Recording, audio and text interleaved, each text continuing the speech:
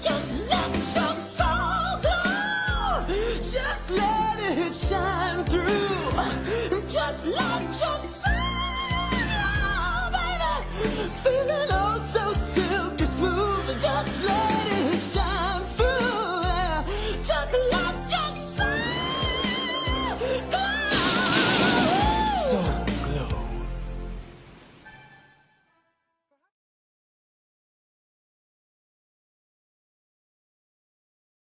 Love y'all, boys. Love you. Love you. I go to war with every single one of you, every fucking game, all right? Love you, 1-7. Here we go. 1, 2, 3, 1, 2, 3. Win.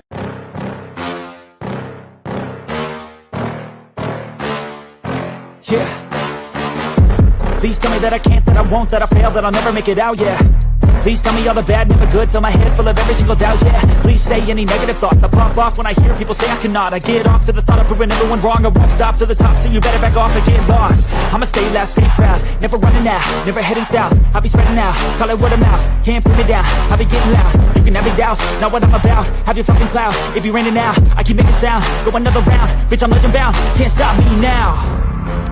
You don't wanna fuck with me, a slow burn like a disease. Just tell me that I can and I'll show you things that you couldn't believe. Just tell me that I can. Just tell me that I can. Just tell me that I can. Just tell me that I can. It's showtime. Welcome to Friday Night Lights. I'm your host, Tommy, to the highest degree, to the TOP from the 313. What is up, Bills Mafia? Happy Friday to you. And, man, let's get this thing rocking and rolling. My Pistons are playing right now. They are up 54-51 with 50 seconds left. I'm looking at it to my right here. Obviously, if they lose tonight, that is it. They go home. If they win tonight, there is a Game 7. So they got to give everything they got tonight to get back to Detroit for that Game 7. So we'll see what happens tonight with my Pistons if they can show their warrior spirit, because they're going to need everything they can to get this win in Cleveland.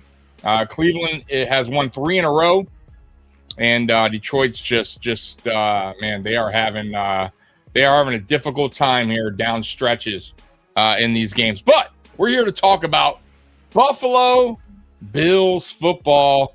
And guys, the schedule was released Thursday, and it is a gauntlet. And let's pop up some of your chats real quick. I know not a lot of you guys are in here right now. I'm sure you guys will fill the room shortly. Chris coming in, Bills Texans week 1 should be interesting. It should be. I'm gonna tell you right now, man, this schedule is brutal. It's definitely a tough schedule, and we'll get into it, in a minute.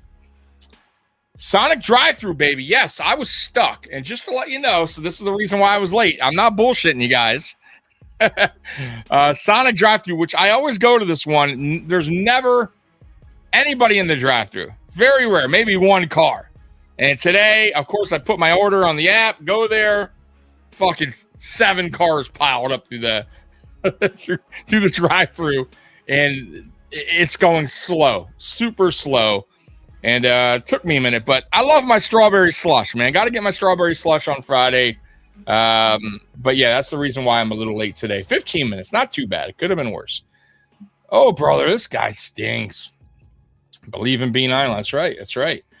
Aramis and Keys, Beane Island, baby. Yeah, I call it. I would say I caught about half of their show today. They're my dogs, man. Keys, Aramis. But man, they are on a mission to just make Brandon Beane out to be the worst GM in the NFL. And I feel like at this point, I'm like Brandon Beane's attorney. I got to come out and defend him every single time. I feel like I have to, because he's not going to do it, and I don't blame him. But they got to talking today, and we'll get into it later. I'm not going to get too much into it right now. We'll save that for later. But they got into talking about a article that they went through, and I have it too. I'll pull it up later for you guys, but it's just basically telling you guys that Brandon Beane's drafts have been better than you think, and they agreed, but yet they didn't agree. Right? So it's really odd. Like, so I don't get it. I don't get where they're coming from. And from what I gathered listening today, and like I said, I only watched half, so maybe I missed the rest, but it's not good enough because those other teams that this article saying that we were better at drafting have won Super Bowls, which was the Chiefs, the Rams, and the Eagles. I believe those are the teams that were mentioned in this article. Okay, but doesn't that prove my point on why Brandon Beane's a good GM and why Sean McDermott needed to go as a head coach? The roster was fine. I don't know how many times I had to tell you guys this. The roster was never the issue. It was never the issue. The drafts were never the issue. The one knock that I have on Brandon Beane, and really my only true knock on Brandon Beane, is I feel like his free agency has been bad, and free agency has been bad. Like, the additions have not worked out. Now, hopefully this offseason, the additions work out, and I'm hoping they do, and I believe they will. But, seasons past, it's been money basically thrown away. But with that being said, for as poorly as the free agency's gone, that kind of tells you how good the roster's been with the draft picks. Because these guys are starters still to this day. We only lost a few, right, in free agency. Matt Milano. And Trey White was not a starter. I mean, come on, guys. He kind of got forced into the role last year because of injury. So I'm not even going to count Trey White. Matt Milano's been our starter for a long time. But outside of that, it's been our rookies who've been really the key to this team's success, obviously with Josh Allen. So how can you say or agree with this article and say, well, Brandon Beane's look how much better he's been than these other GMs, but it's his fault they haven't won they haven't won a Super Bowl. So he did great. He's done way better, but we still got to blame him. Make it make sense. It's funny how people are avoiding talking about Sean McDermott. That is the reason, folks. I'm telling you, in my opinion. Now, you guys could think and believe how you want to believe. Fan how you want to fan. Look at the game how you want to look at the game, right? There's a million podcasts out there. Everyone has their own different opinion on what went wrong or what went right, what went wrong in this McDermott era, right? And for me, it's pretty clear. The head coach was the problem.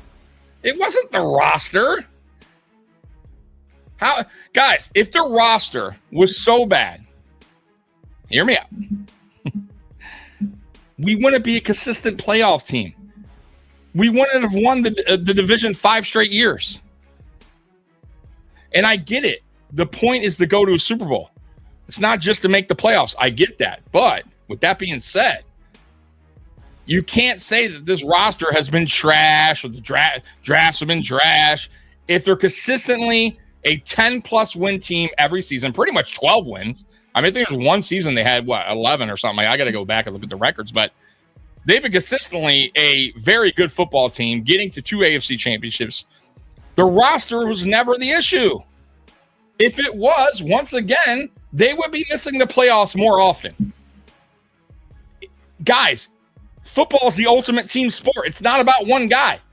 So you can't, and that's the other thing. Oh, well, if you have a Josh Allen, it's automatic. No, it's not.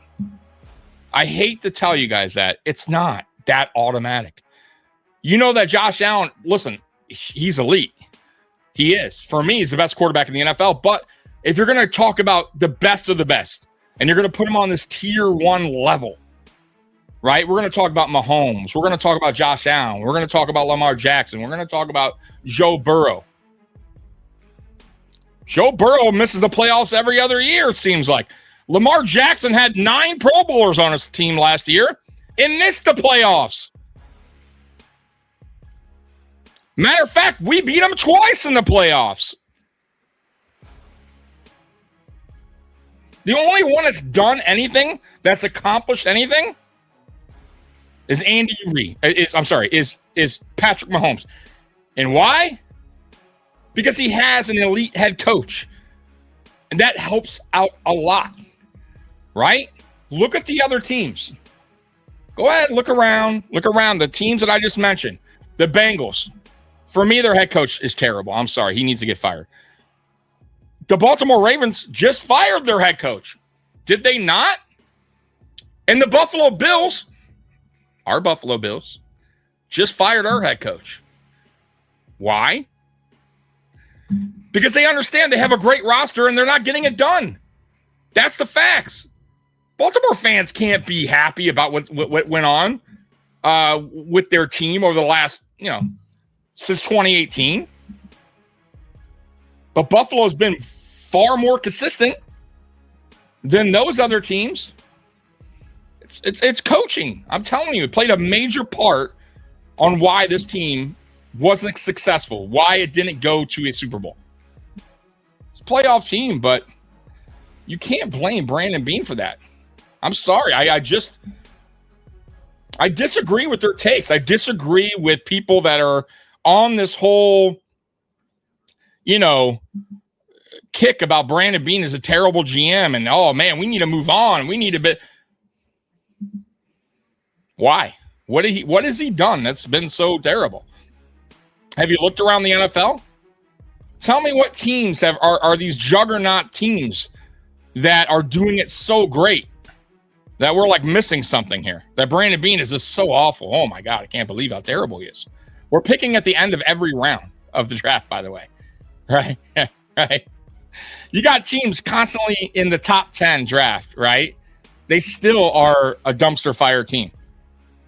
Right? They're getting A grades on their drafts. They're still a dumpster fire team. But according to Bills Mafia, a lot of them, they hate our drafts. Our drafts have been D's and F's. Terrible. Boo. What have we gotten out of them? I don't know. What have they gotten out of theirs? A's accordingly to you, but what have they done with it? I mean, like I said, I'm not going to stop defending him because when I look at the big picture, it's very clear to me why this team didn't get to a Super Bowl. And the answer is very clear. It was because of Sean McDermott and his defense. And he is no longer here. And we are about to see, what a difference it makes not having Sean McDermott here as the head coach. I'm going to tell you right now, I have faith in this team. I believe in this team. I think this roster is a Super Bowl roster. I don't care what anyone says. And that's not being a homer. That's me looking at this team, evaluating this team, understanding what we have, understanding the coaching staff that we have, that we put together.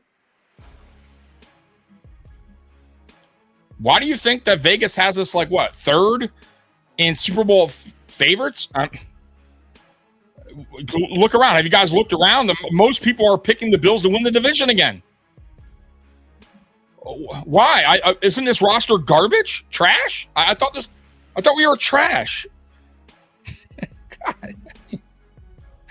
Oh, that's so funny to me, man.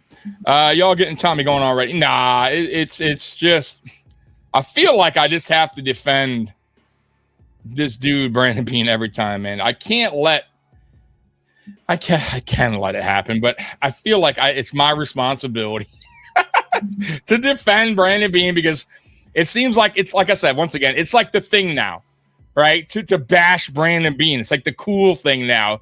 Like every podcast hates Brandon Beane all of a sudden. There's very few that don't, by the way. Very few. Mine, Dan Mitchell doesn't hate on Beane.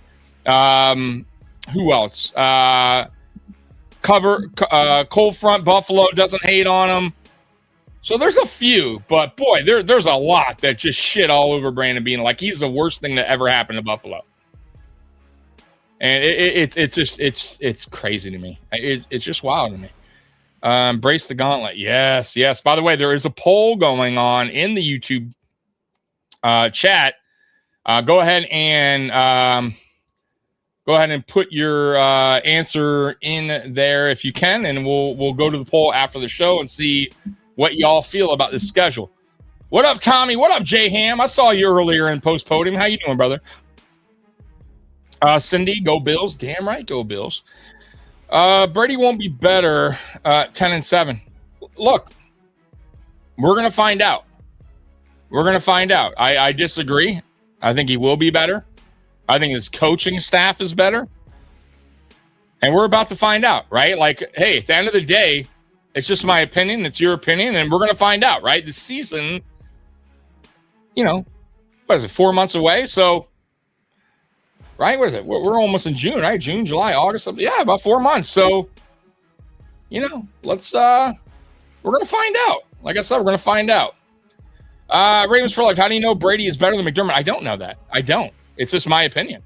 And yeah, exactly, Raven. Like, I have no idea about your coach, and you don't either yet. But we can have an opinion on what we like about our coach and the coaching staff. And I'll be real with you. I wasn't like overly thrilled with the Joe Brady hire initially. I'm not going to lie here. I'm not going to sit here and lie and be like, oh, yeah, I love Joe Brady as a head coach. Like, no, because if you guys watch my channel, when we hired Joe Brady, I was disappointed. I was like, oh, man, but with that being said, the coaching staff that was built around Joe Brady, I absolutely love it. And I feel like it will help him out a lot as the youngest NFL head coach in the NFL. I love the change on the defense. I love Jim Leonhard as a defensive coordinator. I love the fact that we brought in John Fox as, a senior coach, assistant senior coach, or whatever they want to call that role. A guy that's been to 2 Super Bowls, right? Who's turned franchises around. That's a great guy to have in that coaching staff for these young head coaches. I think we have the roster. And I've always said, and I don't care what anyone says, you could have swapped out Sean McDermott with Rex Ryan, and I still believe our roster was good enough to make the playoffs every year and do what we did under Sean McDermott. And we might have been better. I mean, go look at Rex Ryan with the Jets. He did the same exact thing Sean McDermott did with the Buffalo Bills. He got the Jets to 2 AFC championship games with Mark Sanchez. Nobody talks about that, right? People just want to trash a guy like he was the worst head coach in NFL history. The problem is when Rex Ryan was here, he didn't have a quarterback, right? He didn't have Brandon Beane drafting Josh Allen. But y'all want to shit on Josh Allen or shit on Brandon Beane. But yeah, Brandon Beane is the one that is responsible for drafting Josh Allen. Right? By the way, WGR, you ever hear their comments about the 2018 draft? They didn't want Josh Allen. They wanted Josh Rosen. These guys who know it all, who go on the radio, who talk all that shit like they know everything about football and their way is the best way. And I can't believe the Buffalo Bills are going backwards again with drafting Josh Allen. And look at all these terrible mistakes and this and that and this. If we were to go by what WGR wanted, we'd probably still be in the drought. Who knows? Who knows? Go Bills, Mafia Nation. That's right. That's right. But you are right, Raven. Like at the end of the day, we don't know yet, right? Time will tell. I'm with you, but I'm going to have my opinion on what I believe will happen. That's okay. We can all have those, right? Ain't nothing wrong with it. So what do you think about what Aramis was saying about Pagula? I missed that. I went shopping, so let me know what they said, and then I'll give you my opinion because I didn't hear that part of their podcast. Vegas has been wrong about the Bills before. Of course they have. I get that. However, Roy, However, usually they have the Bills third, fourth, around that range. Now, they did pick the Bills one year, I think in 2022, to win the Super Bowl.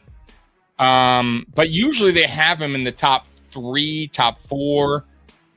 I mean, if you want to be real, I mean, the Bills have gotten a two AFC championship. We've been very, very close. It's not like they're that far off either, right? Have they been that far off, Roy? You get what I'm trying to say? Like, if they're fourth best odds and they're making it to an AFC championship game, they're pretty close.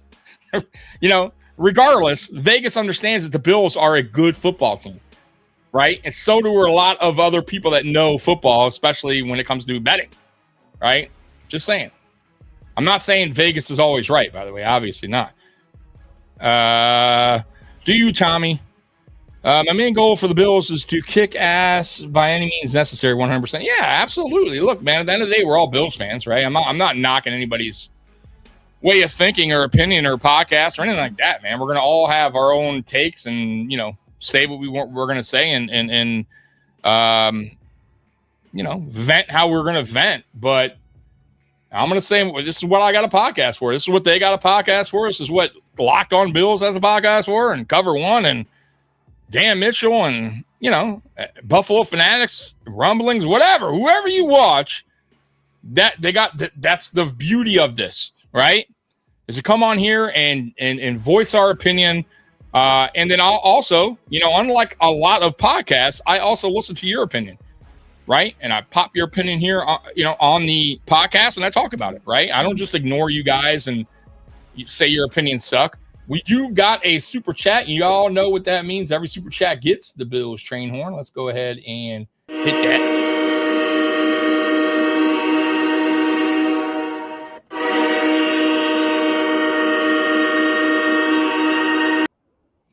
My dude, that's Jacob Spears. Jacob Spears, by the way, friend of the channel. My new Bills Cook rivalry jersey came today. Oh, cool, man. Good for you, brother. Good for you, brother.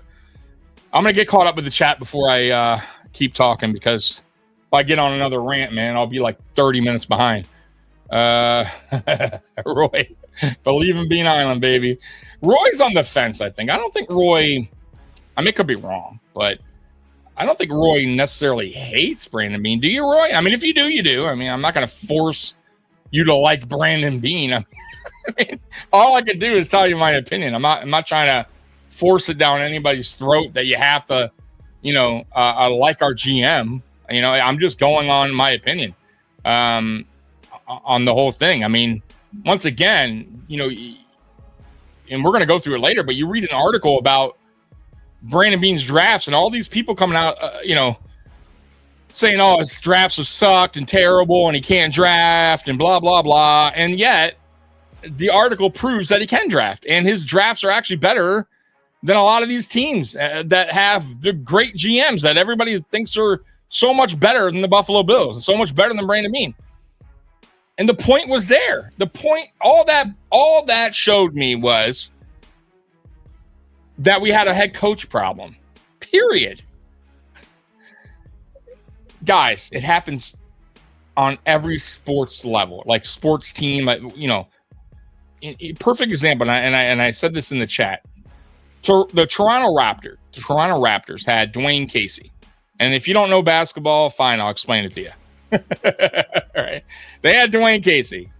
He made it to the playoffs. He was their coach for a couple seasons. He won Coach of the Year. Coach of the Year, baby. And got fired right after that season. And everyone's like, what? How can you fire the Coach of the Year?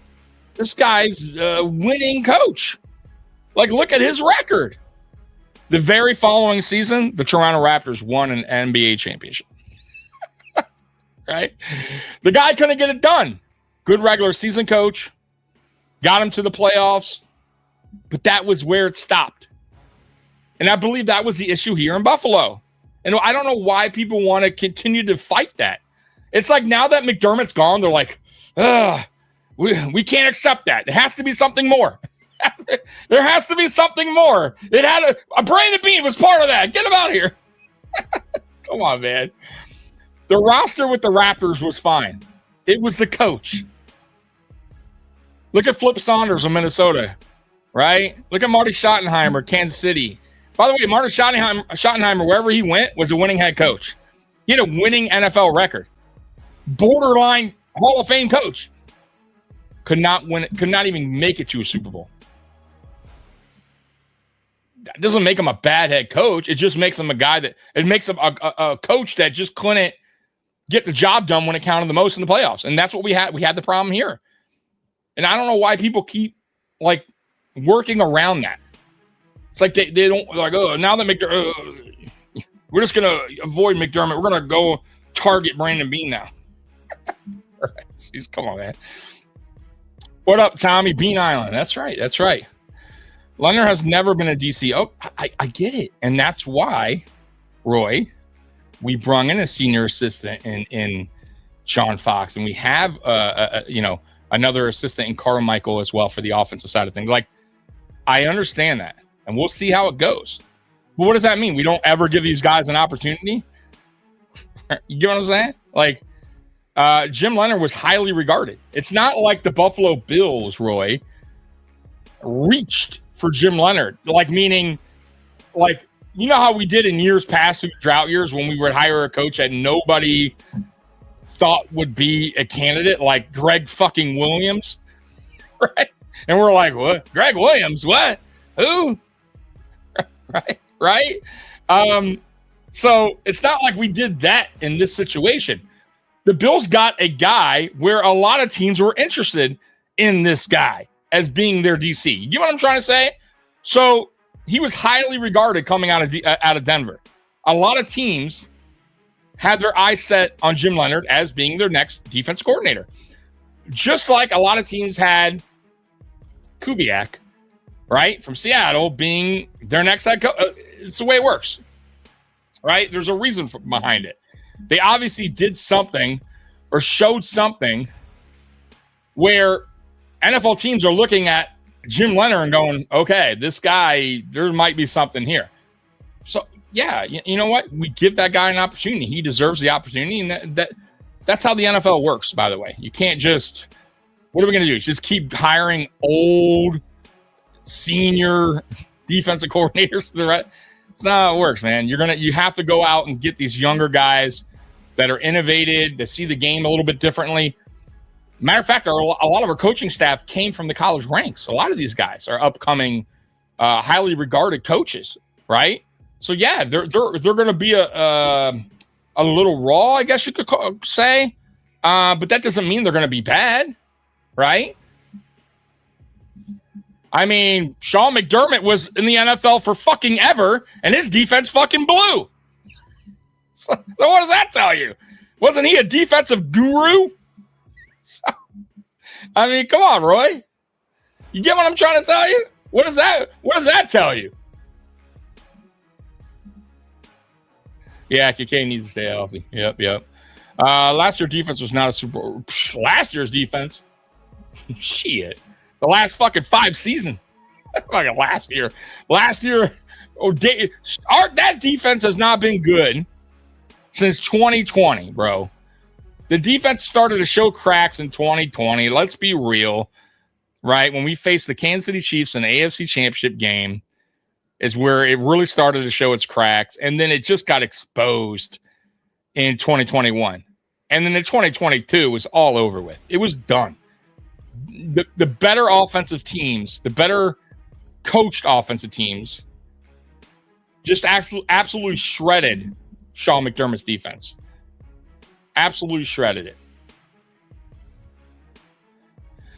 Oh, I got to get to these chats. Did anyone love the giant slimy crystal schedule launch? It was okay. Oh, I'm going to go, by the way, so we're going to have fun tonight, right? This is going to be, look, y'all know how I do it, right, on this channel.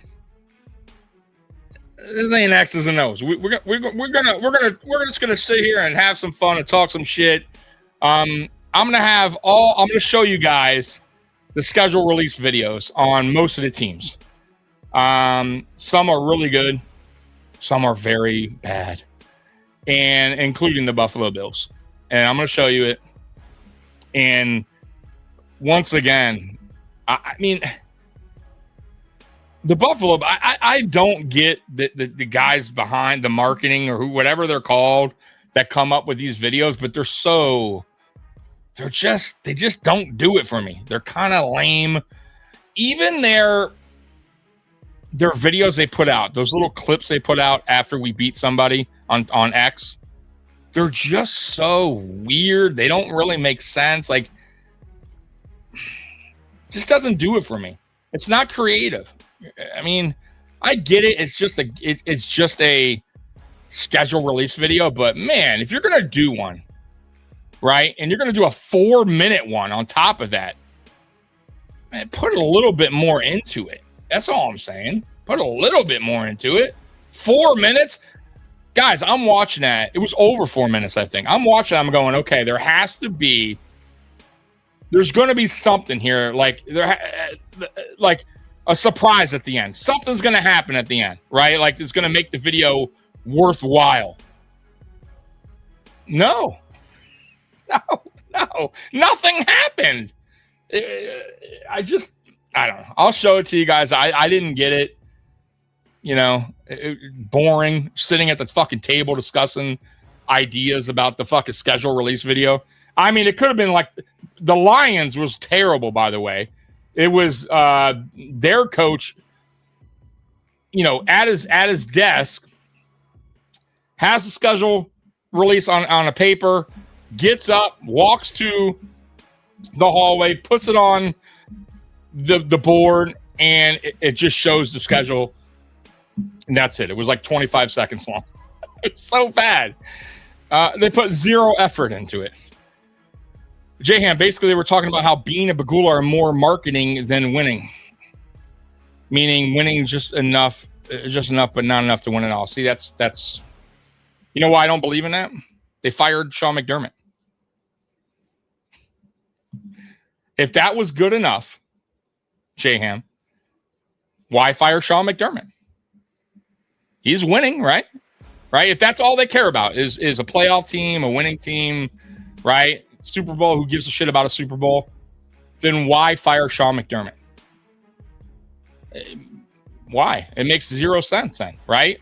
Because in a way, it is a little risky hiring Joe Brady as a head coach. Because like Ravens for Life said up above, you never know. You never know what you're going to get. And I agree.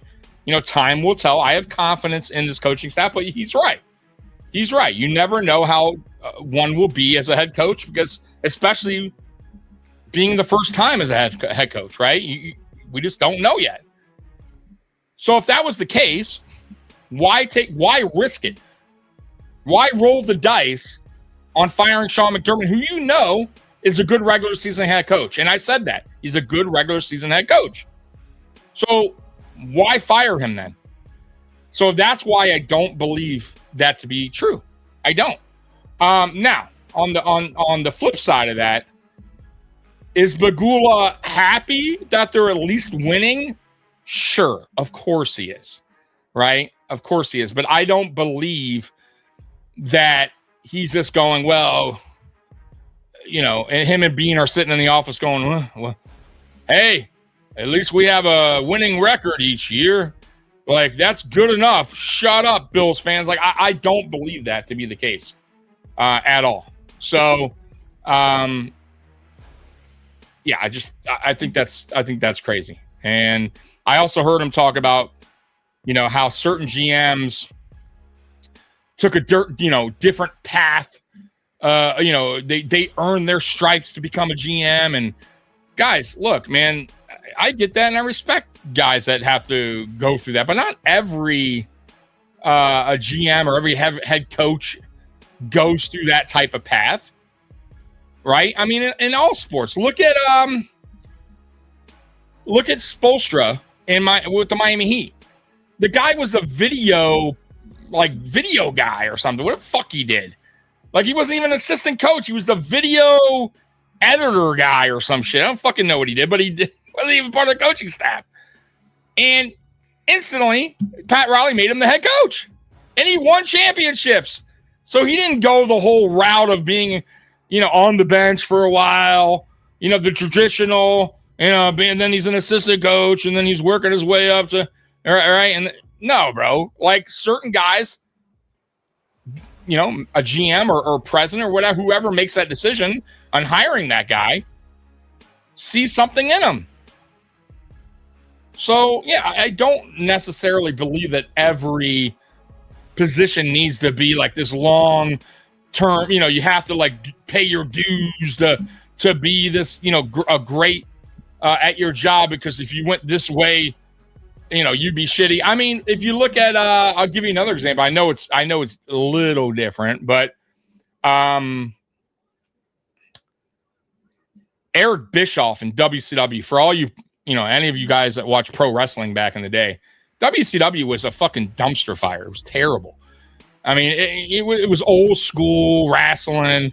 WWE was killing it. Eric Bischoff was a salesman who pitched like a product to, I think it was like one of their GMs or something that ran WCW at the time, and they liked him, and they said, "Man, you think you're a good talker? Would you like to be an announcer?" Sure. How much are you gonna pay me? So he an announcer. Next thing you know, the owner, right? Ted Turner made Eric Bischoff in charge of the whole WCW. What did Eric Bischoff do? He took WCW that was nothing into something big, something that actually was beating WWE for I think 2 years in a row, right? Changed wrestling, right? Made a live show, did a lot of good things, but he didn't have to go through this whole, he wasn't in the wrestling business for years and that. So I just don't buy into that whole narrative, that they're just trashing Beane because, Beane was look, he wasn't an assistant GM, or he wasn't, he was a sales guy, whatever the fuck they're I don't buy into that, guys. I don't hate Beane. I have an issue with him and the lack of attention to the WA. Oh, what does that mean? WA. Beane Island intact, Super Bowl coming. That's right, Scott. That's right. In my opinion, Beane did better this draft than he has in the last few. I thought he did a good job. I really did. At first, I wasn't thrilled about the first two picks. The TJ Parker pick, I was like, okay, you know what? The guy is a first round talent. He is. If he would have went out, if he would have got drafted the prior year, he would have been probably one of the best edges coming out in football. He had a little off year, so it kind of hurt him a little bit in the 2026 draft. But he was still borderline first round talent. So I was like, okay, but the IGB, I was like, I didn't understand it. But then once everything, the smoke cleared and I got to, understand these players, look at the film, listen to what Brandon Beane had to say, and Joe Brady and Jim Leonhard, and understood that this is no longer Sean McDermott's team. Right. And I think a lot of us have this narrative that it's still Sean McDermott's team. It's still his defense. His defense isn't going to change. And these are players that Jim Leonhard wants. These are players that are going to fit into his system. Right. Period. This isn't Brandon Beane just doing what he wants to do. Right. These are all these guys getting together, understanding the vision and the scheme, and getting the right guys, in that room. And that's ultimately what they did. And I like the picks. I do. I don't hate Beane. I just have an issue with the lack of attention. Okay, here we go. To the wide receiver room during his drafts. And it's the thing that would have helped Josh Allen the most. I agree to a degree with that, Roy. But I also put that a little bit on Sean McDermott because he was a defensive-minded head coach. He was the one that wanted defense first in these drafts for the most part. If you go back in 2017, he traded away basically Patrick Mahomes for Trey White. If you want to be, go back in time. I mean, that's what he did. Free agents were heavily, on the defensive side of the ball. I felt like Brandon Beane did a good job early on with surrounding Allen with talent. He went out and got Cole Beasley, John Brown, traded for Stephon Diggs, got Emmanuel Sanders here, drafted Gabe Davis, who was, whatever you want to say, Gabe Davis did help this team. Gabe Davis was probably our biggest playmaker in the playoffs to date. If we're going to be real. And then he had a little stretch where they went back to the defense and kind of just thought it was good enough. And that's, I agree with you a little bit to a sense where Brandon Beane needed to understand that it wasn't, right? That you still needed to upgrade. And I kind of agree with you at that. But I'll say this. So, they had Stephon Diggs still. And Sean McDermott's the one that forced Beane to basically trade away a guy he just extended. Brandon Beane just extended Stephon Diggs. Stephon Diggs wasn't going anywhere. But if your head coach goes up to you and says, "Bro, I can't have this guy on my roster. I need you to trade him." Brandon Beane's not going to tell him no, because ultimately it's Sean McDermott's team, right? And he did. He traded him away. And Sean McDermott didn't feel like we needed a true number one. He told you guys this, right? They wanted you to believe that everybody eats was the way it was going to go. And then we were going to be a run-heavy team. We were going to switch the offense up. And we did. Look at Josh Allen's stats. They took a nosedive from the time that we had Brian Dable here. Even Ken Dorsey, his first year, was still pretty good. And then it took a nosedive when, once Sean McDermott, implemented his offense the way he wanted it with Joe Brady. So that's a whole different story. But I slightly agree with you on that. Like, I still think that, Brandon Beane should have probably, at least talked to McDermott about, hey, we definitely need to bring some guys in here. We can't just keep concentrating on one side of the ball. By the way, concentrating on one side of the ball that never got it right. Right? So, which is mind-boggling. Mark Jackson with the Warriors. Yep. Good example.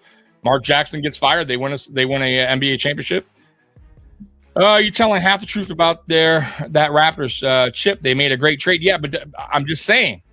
But you also look at the coach, right, who went to my Detroit Pistons. That coach is no longer an NBA coach, by the way. Dwayne Casey is attending playoff games right now as a fan. So what does that tell you? I'm just saying he did nothing in Detroit. So it's not like he left the Raptors and went to Detroit and made them a playoff team. Like, we were garbage. We were straight trash. If you look at Flip Saunders, when he was with Minnesota, it was constantly a playoff team, but constantly booted. The Detroit Pistons, once again, my team, who actually went to 2 championship games back-to-back with Larry Brown, won 1 against the Lakers, lost against San Antonio Spurs in 7. Then Larry Brown moved on. We hired Flip Saunders, and he could never get us back. He got us where? He got us to the Eastern Conference Finals. I believe, was it 3 straight seasons or 4 after that? And we could never get into the finals ever. We never got back. But he was good enough to get us there. By the way, same team, right? Dominant regular season team. Go look at that team. The Pistons team was damn good. Hit the playoffs. Flip Saunders did exactly what he did. God rest his soul. Rest in peace, Flip. But it just wasn't for him. The playoffs, for whatever reason, he crashed out. And that goes for, there's a lot of football coaches, including college football coaches, that do the same thing. They have the same problem. Sean McDermott's defense was offensive. Andy Reid went 12 years in Philly and didn't win anything. But, Weston, he got to a Super Bowl in Philadelphia. If Sean McDermott got us to a Super Bowl, you know what? I would have been like, at least he knows how to get there. And maybe, just maybe, he can get back there again and win it. But the fact that he was here 9 years and didn't get to one, he had to go. That's the difference between Andy Reid and Sean McDermott early on in their career, right? You know what I'm trying to say? Like, Andy Reid at least got, and by the way, the fat Philadelphia Eagles team, Terrell Owens was playing like on almost like a broken leg, right? Wasn't his leg all fucked up in that game? So imagine, and it wasn't like they got totally worked in that Super Bowl. Right? I got to go back and look at the score, but what if there was a healthy Terrell Owens? Maybe we're talking a different story right now. Callie Bills in the building. What up, Callie, man? Long time no talk, man. Hope everything's good with you, bro. Sean McDummy sucks. Yeah, exactly. He did, and he's gone. Thank God. I've seen most of them already. Tommy, I'm looking forward to Leonhard's defense and the offense with these new receivers. Looking forward to watching DJ Moore and Kyler. Skyler Bell, you mean? Dude, I think DJ Moore is going to surprise a lot of people. Especially the ones that are kind of like not hating on him, but not really confident that he's the right guy, or that it was a good trade, right? I think that's very mixed feelings on DJ Moore right now, and that's okay. You know, he's gonna go out there and do what he does, and he'll earn that love from Bills Mafia, the ones that are, you know, on the fence right now, you know. But if you look at DJ Moore's career, he's a lot like Eric Moulds as far as what he's done with very little help. 10 different starting quarterbacks. Guys, 10. He's had, I think, 7 head coaches, 5 or 7, something crazy like that throughout his career. Multiple offensive coordinators. Guys, whenever you have changes like that, I promise you, ask any NFL or you'll hear any NFL quarterback, receiver, or whatever, because, you know, they'll tell you anytime you have a new coach coming in, it's usually a new vision, a new scheme. Anytime you have a new quarterback coming in, receivers have to get used to that, the way he throws, right? They have to get chemistry. Every quarterback's different, right? And their throwing motion, like, you know, OCs come in, they have a different game plan, different scheme. And if you continue to put up good numbers, right, consistently, that tells me you're an excellent, you're one of the best at your job, because that means you can work with anybody. It doesn't matter about scheme, about coach, about quarterback. And I think people miss that when it comes to DJ Moore. And that's my argument when it comes to Eric Moulds all the time, and why I feel like he's the best receiver in Bills history. I mean, look what he worked with. It was just trash. And he still put up almost 10,000 yards. I mean, that's insanity. I mean, have you looked at the quarterbacks that came through Buffalo? It's disgusting. I fell asleep watching ours. I don't know what that means. I thought Josh Allen was going to come out of the crystals like a red, white, and blue. Oh, butterfly. The crystal. Yeah. I'm like, what are you talking about? It'll be fun to see more team launches. I only saw a couple. Yeah, I'm about to get to that because I feel like I've just been blabbing on for 40 minutes, 50 minutes, actually. I haven't watched any video podcasts of the reaction to the schedule topic. I don't particularly care what the schedule is. You can't change it, and complaining about it is a waste of breath. Oh, I'm not complaining about it. Like, we're just going to go over it. Like, listen, it is what it is. Like, we all know the better you are, the strength of schedule is going to be tougher. And that's just the way it is, right? Like, you have to play who you have to play. Like, I'm not complaining about it. By the way, the Buffalo Bills, what year have they ever not had a tough schedule? We're always a 12-plus win team. And it's funny when people say, oh, man, you guys aren't going to – you're 9 wins, 10 wins. Like, you're not going to make the play. Like, guys, like, I've heard this before. You act like this is the first year the Buffalo Bills had a tough schedule. We have a tough schedule every year. We're constantly in the playoffs. We're constantly winning 12 games, 13 games. I mean, like, this is nothing new to the Buffalo Bills. Like, they act like this is like Buffalo Bills have never had opponents, tough opponents before. But I do feel like that. The one thing I'll say there, Roy, when we talk about the schedule is I do feel like the NFL kind of fucked us up a little bit down the stretch there, and I'll explain. Detroit coach should have bit kneecaps. We have hands down the worst schedule release. No, I think Detroit does. The Lions. Theirs is really bad. There's a couple that's bad, bro. But yeah, like we're up there. I gotta say, like 4 minutes of nonsense. It was over 4 minutes, and I'll play it, but I just didn't understand it. We have a low key gauntlet schedule, and that's why what they came up with. Right. I just don't understand it. Hello, Tommy. Oh, the most interesting man in the chat is here. Hello, Tommy, and everyone. I have big news today. I'm going to be singing the national anthem at the Summer Games in Terre Haute, Indiana. I haven't heard anything from them yet, but I will keep you updated. All right? Hey, keep us updated. All right, let's see here. Pagula is spending more than most GMs. It's ridiculous. It's just he's not trying to win. This is silly. Yeah, I don't buy into that. And I'm not saying there's not owners out there that do that, by the way, that are just okay with, hey, as long as I'm making money. There is owners like that. Okay? Like the Detroit Tigers. I'm a Detroit Tigers fan, right? Our owner, Illich, which is Illich's son, his dad spent money. His dad got us, World Series, got us, you know what I mean? Like, gave us the opportunity to be a champion. His son takes over because Illich passed away, doesn't want to spend. No. But he's making his money. He's happy. He's fine.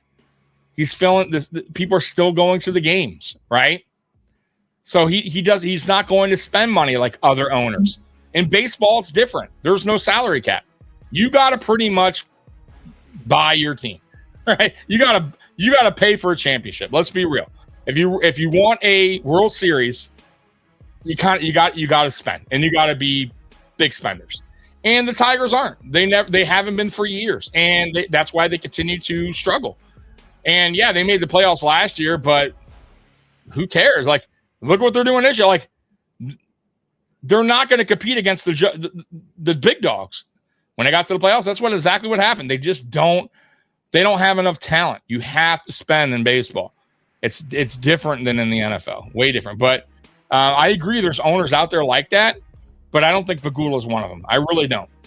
Because once again, if that was the case, why fire Sean McDermott? If you don't care, right? If this is this winning what we're doing, hey, we got a winning record, we're playoffs, that's good enough for me. Why would you fire Sean McDermott? Why would that? You know what I mean? Like, why? I would have asked him that if I was listening. I would have asked him that because it makes no sense. Then it just makes zero sense. PPP, one of the most negative podcasts available. I love to stir up rants with those two. Yeah, I mean, I love those dudes, man. Aramis and Keys are those are my dogs, man. No doubt about it. Those are my big dogs. But I think that's their thing now. That is their, that's what they roll with. You know what I mean? I'm not like, it's hard to explain, man. I think everybody has their type of podcast. Like, for me, like I really try to stay down the middle, guys. I do. I don't want to be like, and I don't even know if there's like any Homer channels out there, right? Like, when I look around, and I don't watch many podcasts, and I watch Post Podium. I'm there, like, those are my friends, those are my dogs, and I think they put a lot of good work in, and they do a lot of homework on what they're talking about. Like, they're not just talking out their mouths, right? You know what I mean? They do a lot of evaluating and analytics and all that good stuff. But for me, I feel like sometimes,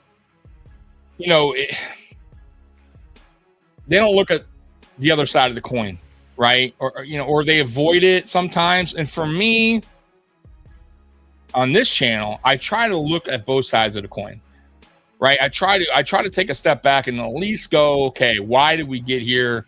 How did we get here? Why is this player playing bad? Why have we not made it to Super Bowl?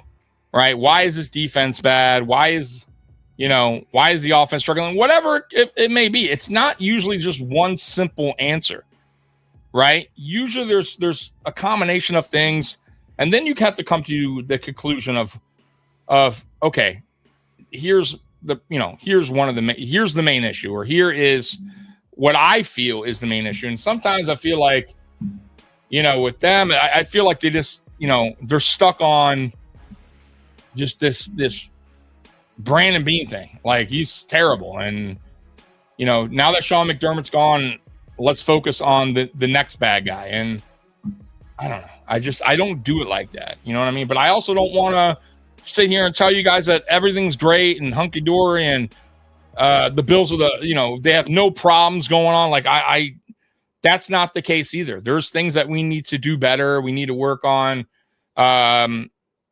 Obviously, I want more. I want a Super Bowl. Like, this isn't good enough for me over the last 9 years.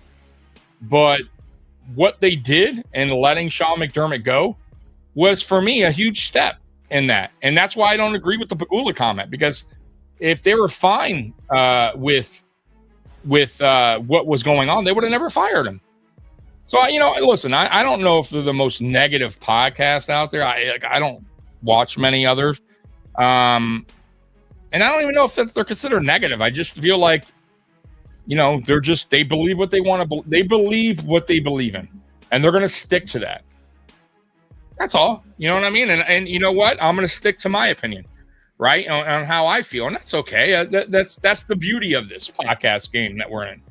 And yeah, man, like, that's, me and Aramis do the pregame show. We'll probably do it again this year. He said he was. So, we're, and we usually have a good, sometimes we have good debates on there. We're not always going to agree on things, and that's okay. I don't mind PPP, but some of their takes are kind of absurd or just not true. Well, listen, I don't know about not. For me, it's look. It's just there. It's the way they see it, and it's their opinion, and it is what it is. You know what I mean? Just like, look, when I go on there and I'm in the chat and I'm responding to what they're saying. A lot of the people in the chat agree with what they say. You know what I mean? And they come back at me all the time. Like, Tommy, you don't know what you're talking about.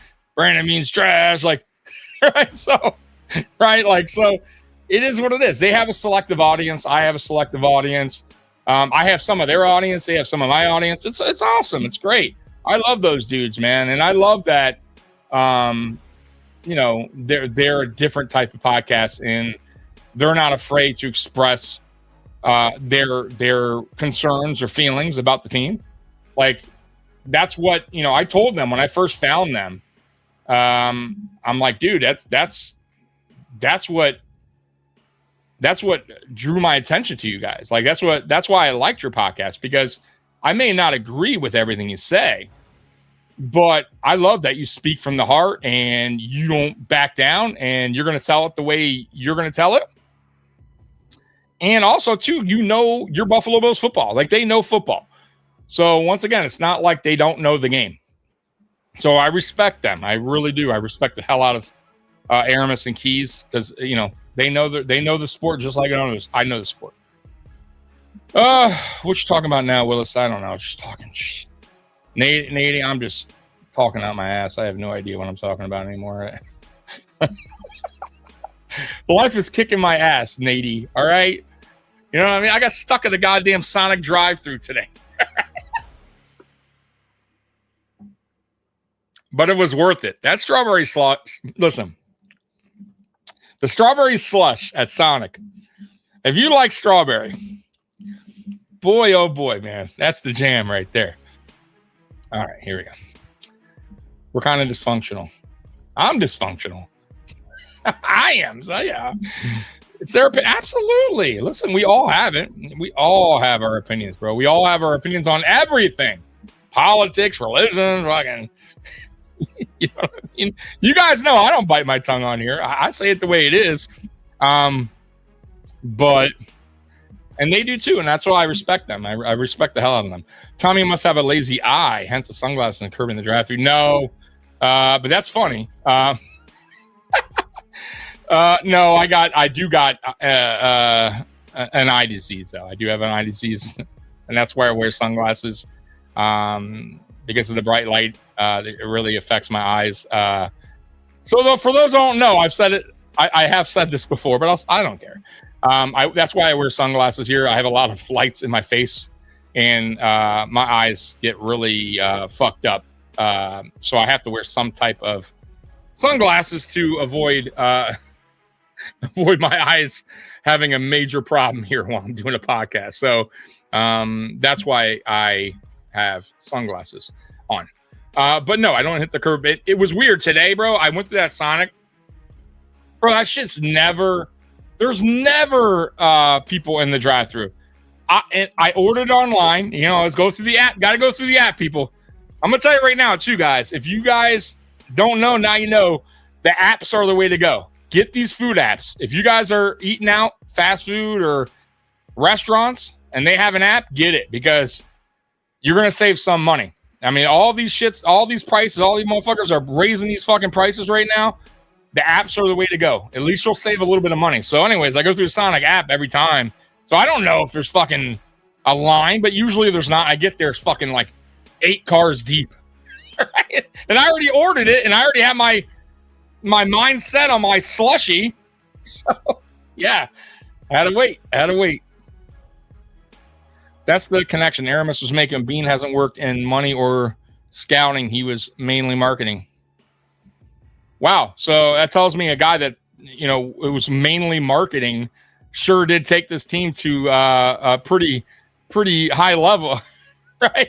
Okay. You know, I would say he's done a great job then if he didn't have any experience. I don't know what to say there. I really don't know what to tell you. Wow, nobody understands me. I understand you, Roy. You're the man. All right.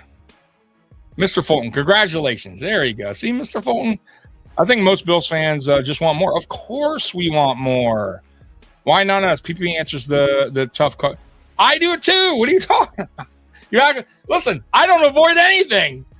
It's not the tough questions. Like, I don't listen. They're so I heard them say something today, and I did comment because it doesn't make for me. I don't believe it. I don't buy into it. I don't believe it. I don't know why they think that's true. Who the fuck is hyping up the Buffalo Bills? What channel? I want to know because for me, it seems like the majority of fans and podcasts are doing the complete opposite. No one's hyping up the Buffalo Bills. Who the fuck? I'm just saying, like, let's be real here. Let's keep it a buck. Who is out here screaming the Buffalo Bills are the fucking greatest team? We're going to Super Bowl. We're fucking the best. Like, what podcast is out there? What? Maybe some fans, but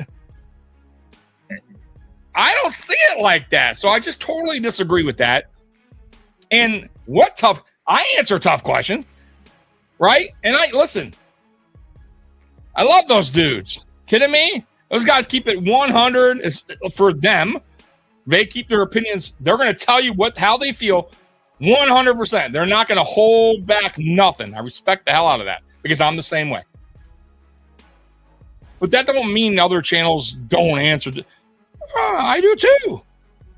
I'm going to tell you how it is. But just because I think differently doesn't mean I don't know what I'm talking about. Or, you know what I'm saying? Like, we all to see things differently. We all evaluate things differently. We all look at things differently. It's okay. I'm not knocking them. They're not going to knock me. I hope not. Right? Just like anyone else's channel. Right? And if you want to be a Homer channel, and I'm sure there's someone out there. I don't know. I'm not like, you know, there's a million podcasts out there, but I'm not seeking out for the Homer channel, but I'm sure there's one out there that just thinks everything is fucking great. Okay, so let him be him, right? And I'm sure there's a channel that thinks everything is the worst. Its skies are dark.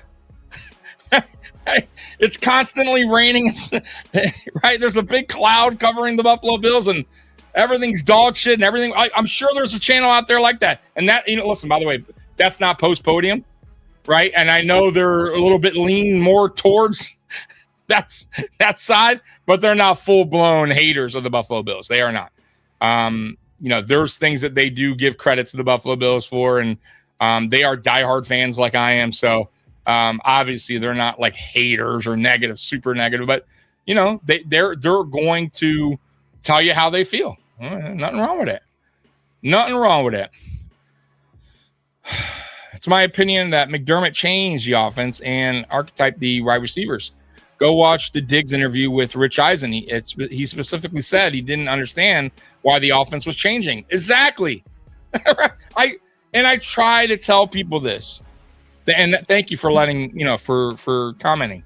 I try to explain this to Bills Mafia. They don't want to listen to it. They don't want to believe it. Or they get it, but now that McDermott's gone, now it's like let's we're not done yet. We got now we're gonna throw rocks at Brandon Beane. Right? It's like he wasn't the issue why we didn't get to a Super Bowl. I hate to break it to you guys that way, but he wasn't. He brought in help here. He did get, he did trade for Stephon Diggs. He did draft Josh Allen. Whether you guys want to, believe it or not, like that, there's other people that have this take that, it was for sure thing. Allen was. No, he wasn't. No, he wasn't. He wasn't a for sure thing. A lot of Bills Mafia wanted Josh Rosen. Yeah, no one's on McDermott Island. It's just flat wrong that Beane is a bad GM. Of course, all fans want the best players. Of course, right, exactly. Damn it, Tommy, where's the nose tackle? It ain't coming, bro.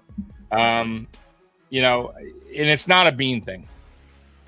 He's going to go by with what his GM wants. And if his GM... Brandon Beane's going to go with what Jim Leonhard wants, his DC. And if his DC says, hey, I don't believe we need a nose tackle, right? That's not going to work in the system that I run. Well, then that's just going to be the case. It's not going to be, there's not going to be a nose tackle here or a one tech. It's just not. You know what I mean? And I'm going to go with what our coaching staff wants. You know what I mean? That's what they want. That's what they're going to get. Never forget McDermott wanted to start Peterman, and he did. He actually did twice, right? Think about this. McDermott in 2017, guys, when he broke the drought, where it came down to the players watching the Cincinnati Bengals in that locker room, we had 9 wins. Bro, he benched Tyrod Taylor in that season and went Nate Peterman. Terrible Nate Peterman. And then went back to Tyrod Taylor. Like, it made no sense. So, he almost, I don't even know if we would have had that opportunity. We probably would have had 10, 11 wins if we would have just kept Tyrod Taylor in. That was a bad decision. And then he started him again to start the season in 2018, which was a terrible decision. So, yeah, it's not like, he made a lot of mistakes as a head coach. McDermott lost the seat. He's not welcome on Believe in Beane Island, by the way. He's not. McDermott is not coming to the island. I'm the president, and there's some people that I would not allow on Believe in Beane Island. And by the way, I was going to allow Keys and Aramis a while ago, but they are now not allowed ever. And I'm sure they don't give two shits. They don't want to come to the island. These changes we're seeing on many fronts needed to happen years ago. Yeah, absolutely. Absolutely. Should have fired McDermott after the 13-second game, in my opinion. Why won't people just admit McDermott's defense was fundamentally broken? It was, yeah. It was terrible. It was terrible. every team Casey left got better. No, you're actually wrong. I'm a Piston fan. He went to the Pistons. We were terrible. He did nothing. He got fired. He was awful. Casey was not a good head coach. He was okay. Like, I'm not saying he was terrible, but I don't know about all that, bro. I don't know about all that. You know, once again, we're talking about coaches that can't get it done in the playoffs. There's a reason why GMs and owners fire these coaches that are coaches that have good regular season wins, right? That are winning head coaches, but cannot get the job done when it counts. You have to eventually move on. And it's the right thing to do. I mean, it's the right thing to do. What did Dwayne Casey do after he did nothing? He got fired from the Detroit Pistons. He's not even a coach. He's going to games as a fan. What does that tell you? If he was such a great coach, he would have been picked up. I'll tell you another guy. I want to tell you another guy. Stan Van Gundy. Coached the Miami Heat. Playoff team. Going to get the job done. What did Pat Riley do? Fired him. What did they do? Won the NBA championship. Same team. And I know it's crazy because, you know, you're talking about the difference between Pat Riley and Stan Van Gundy, but what was the difference made the Miami Heat a winning team, a championship team? So I think fans give a shit about that, about winning record. No, they don't give a shit about that. They won a championship. Stan Van Gundy was going to get them to the playoffs. That was it. They needed a coach that knew how to get the job done. Same thing with Detroit Pistons. At the time, we had Rick Carlisle, who, by the way, went on to win a championship with Dallas, but for some reason, he just couldn't get the job done in Detroit. We hire Larry Brown, got the job done. I mean, listen, results are results. That's it.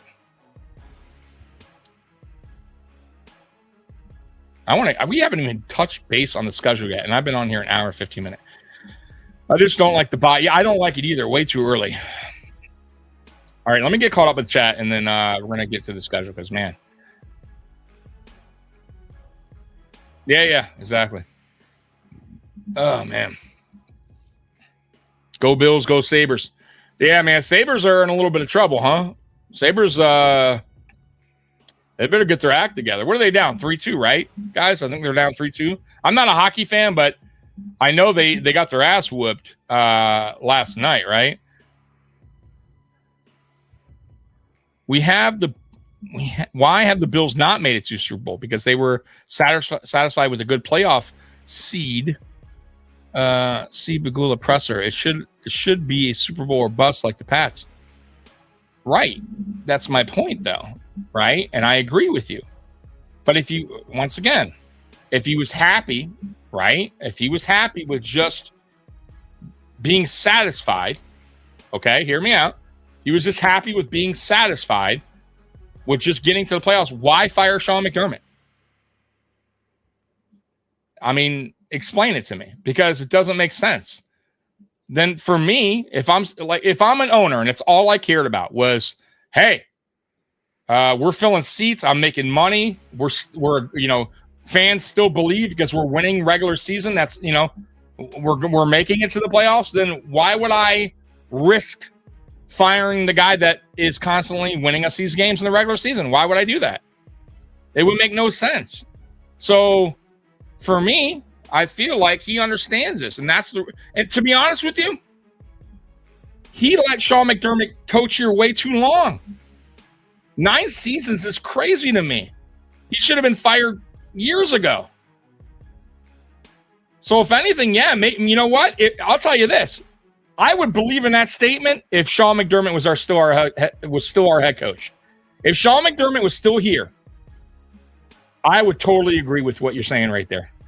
Because I would say, damn, man, Sean McDermott going to his 10th season, what is going to change? What's going to change? And that's really ultimately how I felt every year as a podcaster, coming in here, telling you guys the truth. I was optimistic, but there's a big difference between optimistic and feeling very confident about your team going, and their chances of going to a Super Bowl and winning a Super Bowl, right? I was just that optimistic fan, right? Because I'm like, hey, I know we're going to get to the playoffs, but we have Sean McDermott as our coach, right? The defense is a fucking mess, right? The defensive scheme is trash. right? That's what I went into the season every year, really. You know, after the 2021 season, I just couldn't. I didn't trust it. I didn't trust him. Right. So, yeah, I mean, that for me, he let him coach here way too long. And I'm glad he finally figured it out and fired him, because he understands that the Bills, you know, we can be better. We can win a Super Bowl. We have an elite quarterback. We have a good enough roster. It's been proven, guys. We've made the playoffs every year for the past 7 seasons. We won 5 division titles. We've gone to the AFC Championship twice. We have gone toe-to-toe with the Super Bowl champions, Kansas City Chiefs. Toe-to-toe. I mean, a battle, a heavyweight fight down to the fucking end. If our roster was that bad and that garbagey, would we give these guys that kind of a dogfight every single time? No. We would just get fucking blown out. Come on. The roster was never the issue. The issue came down to the head coach. And Bagula finally said, enough is enough. We need to win a Super Bowl. So that's why I don't believe in that comment. Man, I got to catch up with the chat, man. 60 years of history says Bills will not win a Super Bowl. I mean, hey, you know, maybe you're right. Maybe you're wrong. I don't know. I mean, Red Sox fans felt that way for a little while. Yeah, so they figured it out. There's been teams that figured it out, bro. So I get your point. I don't know if you're a Bills fan or you're just here to troll, and which I don't care, but eventually teams do figure it out, right? And I believe the Bills will. And you can't, and listen, I don't live in the past either, bro. You know what I'm saying? Like, I just don't. I don't care what the fucking 1991, you know, Bills did. It has nothing to do with the 2026 Buffalo Bills, right? And like, once again, there's been teams that people said couldn't get it done, you know, never can get a championship, wound up winning a championship. So I don't buy into that. But hey, you know, think how you want to think. I don't know. I don't tell you. Everyone has different ideas. As long as you're a Bills fan, I'm happy to see it. Absolutely, bro. Absolutely. Of course, anything is possible. Of course. Of course.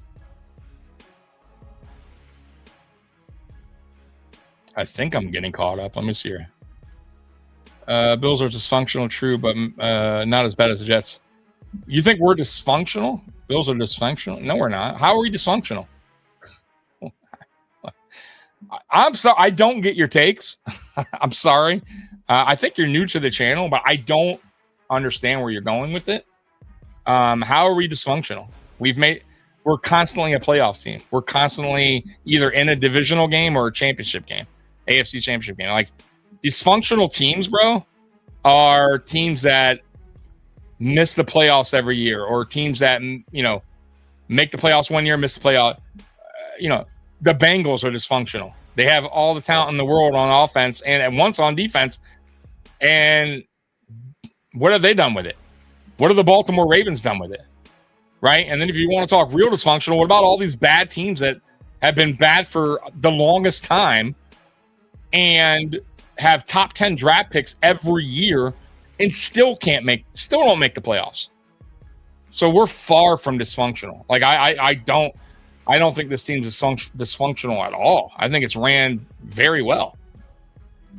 I mean, but once again, I don't know. Think what you want to think. Corey Hart. I don't even know who Corey Hart is. I was almost going to say Corey Feldman. What? Go Leafs. Are they playing tonight, by the way? Go the Leafs? I don't think so, right? Because they played yesterday. Waiting in line at Sonic is first world problems. No, but when you have a podcast at 8 o'clock, it started to become a problem. Thank you. This guy's great. I like him. This guy's wonderful. Oh, man. Is Josh Allen regressing compared to 24 And is his window closing? Are Patriots starting a new dynasty? Will it last 20 years again? Oh, he must be a Patriots fan. God, I don't know, bro. Will it? No, he's not regressing. You're funny though. You're funny. You're a good show. You're good. You're good. You're good. You're an interesting fellow, man, or lady. I don't know what you are. Or I don't know. What do they like to? You could be a pronoun guy. They. I don't know. Him, they, he, she. It. Nope. I don't know what. Whatever. Let's see here. I think Colin Cowherd has pretty good about what he's been saying about the Bills so far. Yeah, Colin's been speaking truth, man. Out of all the national sports media, Colin Cowherd, man, for the most part, he's pretty spot on. I never said you don't answer tough questions. I was defending PPP. You just fell behind. Okay, my bad, bro. Last year, Bills were number 1 in the NFL power rankings. Does not mean who said anything about. I don't give a shit about power rankings. I don't give a shit about power rankings. Matter of fact, I think those are the fucking dumbest shits ever, okay? I could care less. Every week they have a new power ranking, by the way. I remember Tampa Bay Buccaneers last year were number 1 at one point. They didn't even make the playoffs, so.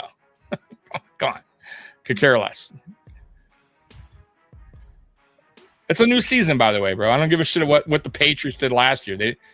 They still didn't get the job done. So at the end of the day, it meant nothing. So this is a new season. I don't care what happened last year. I could give two shits. I know. I'm always behind, Roy. It's because I'm trying to answer this question. This is good that you are not a Homer channel. Homer channels are delusional. I don't know many Homer channels, though, to be honest. I really don't. Like, I'm sure they're out there. I just don't know of them. You know what I mean?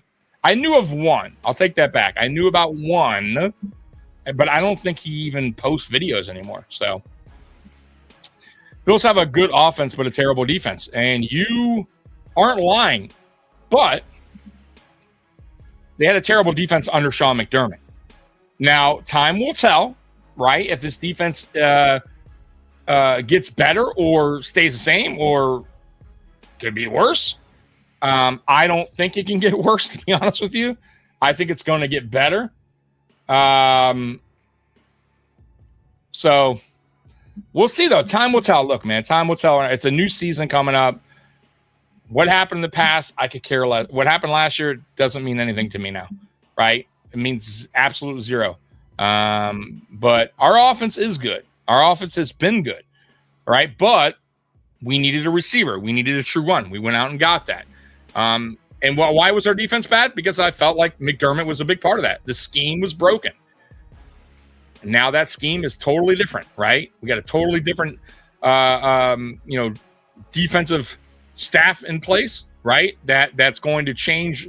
That basically changed the whole scheme around. It's a 3-4 now. It's just going to be more aggressive. It's just going to be different. It's just a different defense. It's going to be a aggressive type defense that shows a lot of different looks to confuse quarterbacks. I mean, that's basically what this is about, this Jim Leonhard defense that he's throwing out there. So there's going to be a lot of like motions, stuff like that. Guys coming in the box. So it's exciting. It's definitely exciting. It's a change on defense that we haven't seen for years because McDermott was unwilling to change his ways, which bit him in the ass. So we'll find out. I got to get caught up. Hold on, guys. I don't mean to not totally answer every question, but I'm going to pop them on the screen. I'm going to kind of go through them like quick as possible. I think McDermott was not good at developing players. I truly think Rousseau gets over 10 sacks this year, plus other players who struggle as well. Yeah. So I don't know about 10, but he's always been flirting with that. He's been around that 8 range. I think he got 8.5 one year. But it could. You never know. It's going to be really interesting to see with some of these players that we have returning, right? The Ed Oliver, the Greg Rousseau, what they're going to do with this new defense, right? That's definitely interesting for sure to see if these players play at a higher level, right? Can give more output. And they may. Like Trump said, you fired. I think I got that. Do I have that? I used to have that. I do have that. You're fired.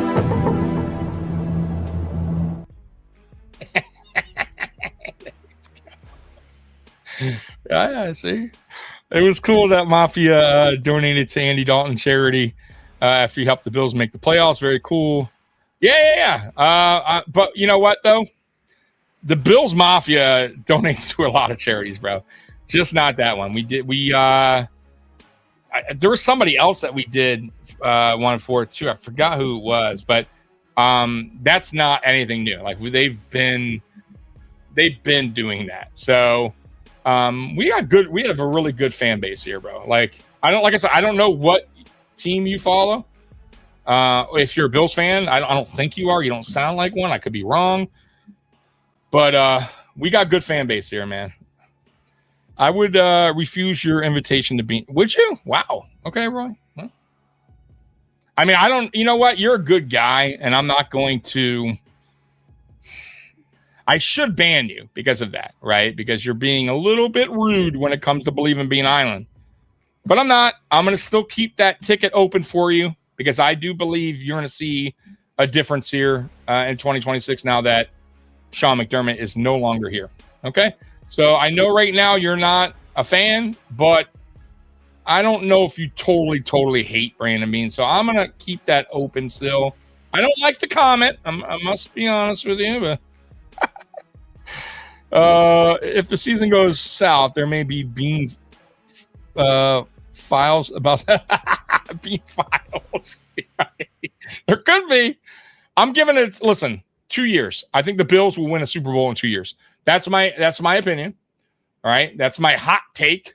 Because I truly believe the problem was Sean McDermott, and that problem is no longer here. So I'm going to go with that. By the way, my Detroit Pistons, who I did not think were going to win tonight, man, they whooped the Cavs tonight. 115 to 93. Well, they're going to the line right now, but they whipped them. There's 24 seconds left in the game. So shout out to my Pistons for going to Cleveland. I didn't think they would get it done. I'm not going to lie. And boy, they took care of business tonight. They beat the shit out of the Cavs. So shout out to my Detroit Pistons taking care of business on the road in a game that obviously if they lose, they go home. That's a wrap. But now they forced a game 7. They are going back to Detroit. Good stuff, Detroit, man. I'm proud of you boys. I honestly didn't think you would do it, man. So, hey, look, Tommy was wrong. Tommy was wrong. Got to have more faith. We have 4 different offensive philosophies in the Allen era, but the defense was the constant. For the first time, the defense philosophy will change for better or worse. Yep. Yeah, I agree with that take. Yep. I want to McDermott. Yeah, me too. Gone after 13 seconds. McDermott played soft in big moments. While also trying to find Luke Kuechly in the draft. Yeah. What's your favorite game in the new schedule? We're going to go over that now. We've been talking about this McDermott Beane thing forever. I'm just trying to get caught up with the chat. I'm sorry. Ravens are not dysfunctional. They have 2. Listen, we're talking about now. We're not talking. I hate, once again, I don't know what fan base you're from, dude. But I hate when fans do that. I can't fucking stand that. And no disrespect to you or anything like that. We are talking about now. We're talking about like this Allen era, Lamar era, Burrow era, Mahomes, this era, right? Like with these quarterback classes, right? Like Allen, Burrow, Mahomes, okay? The Ravens have been. They've had multiple Pro Bowlers on their team. They have a 2-time MVP quarterback, and they had nothing to show for it. And they fired their head coach. Listen, they accomplished they did nothing. The Buffalo Bills accomplished more, even though I'm not satisfied with it. There was no Super Bowl, so really at the end of the day, man, still means nothing. But I don't give a shit about what you did fucking 15 years ago, whenever the fuck they won a Super Bowl. I don't care about that. What have they done in this era with the Lamar era, right? What does Joe Burrow do? You get what I'm saying? Like, Dolphin fans can do the same thing. Am I right? 999. Can a Dolphin fan? If I said that right now, and a Dolphin fan pops up in the chat right now, and goes, "Oh, bro, 2 Super Bowl. I don't know how many they won. I think 2, right? 72 undefeated. What are you talking about? We're not dysfunctional." What does that mean? The Jets could say, you know what I mean? Come on, man. They have a Super Bowl. Well, what have they done the last 10 years? Nothing. You get my point. Buffalo's not dysfunctional. They haven't missed playoffs. They haven't had disappointing seasons. Yes, not winning a Super Bowl is very disappointing. But missing the playoffs is hella disappointing when you have an elite quarterback, when you have multiple Pro Bowlers on your team, right? There's a fucking problem. And it's not like Lamar got hurt and missed the whole season. That's what I'm talking about, bro. You get what I'm saying? I'm not going to ban you, bro. I don't ban you. As long as you don't go way overboard, dude, why would I ban you? I got multiple fans in here that are from different, different fan bases in here. I got Chiefs fans in here. I got that been rocking with me for years. Ravens fans, the guy was in here earlier, Ravens for life. He's been rocking with me for like 3 years. So no, I don't ban people from. I don't give a shit about. I got Jets fans coming in here, so no, you're good. My pronouns are was and hello. That was a joke, right, bro? Oh man. Oh, TD? Yeah, TD. TD is a character. And if y'all don't know TD Finstock, he is something different, boy. Spygate on pods is crazy. I never watch other teams. I don't either, but you know what, man? Like, I'll take that back. The only one I do watch once in a while, like during the season, it's really during the season, after a Bills game's over, or like if the Bills are on a bye week, TD Finstock is entertaining because he's so over the top, and his reactions and the way he talks about his team it's so crazy to me that it's entertaining. And for me, YouTube is all about entertainment too, right? Like, you got to be somewhat entertaining for me to watch your podcast. Some guy I don't know, right, for 2 hours or more. So, and he's entertaining. But yeah, but I don't generally go to other people's. But I'm not hating people that do. Like, I mean, it's all good. I got plenty of different fan bases in here. Tommy ban his ass. Believers from Beane Island must be punished. But he's a Baltimore fan, so he could stay. He could stay. There will still be McDermott truthers even if we win the Super Bowl. In fact, I'll bet you they say we should thank McDummy. Yeah, and I'm not thanking him for shit. No, he doesn't give. I won't give him anything. Look, I said it a million times. I thought he was a good regular season head coach. I appreciate what he did here while he was here, but he couldn't get the job done. He was a terrible playoff coach, and his defense was totally broken, and he was unwilling to change. So that was it. That was my reason for him. My reason for him to be fired, and he was. Thank God. Thank fucking God.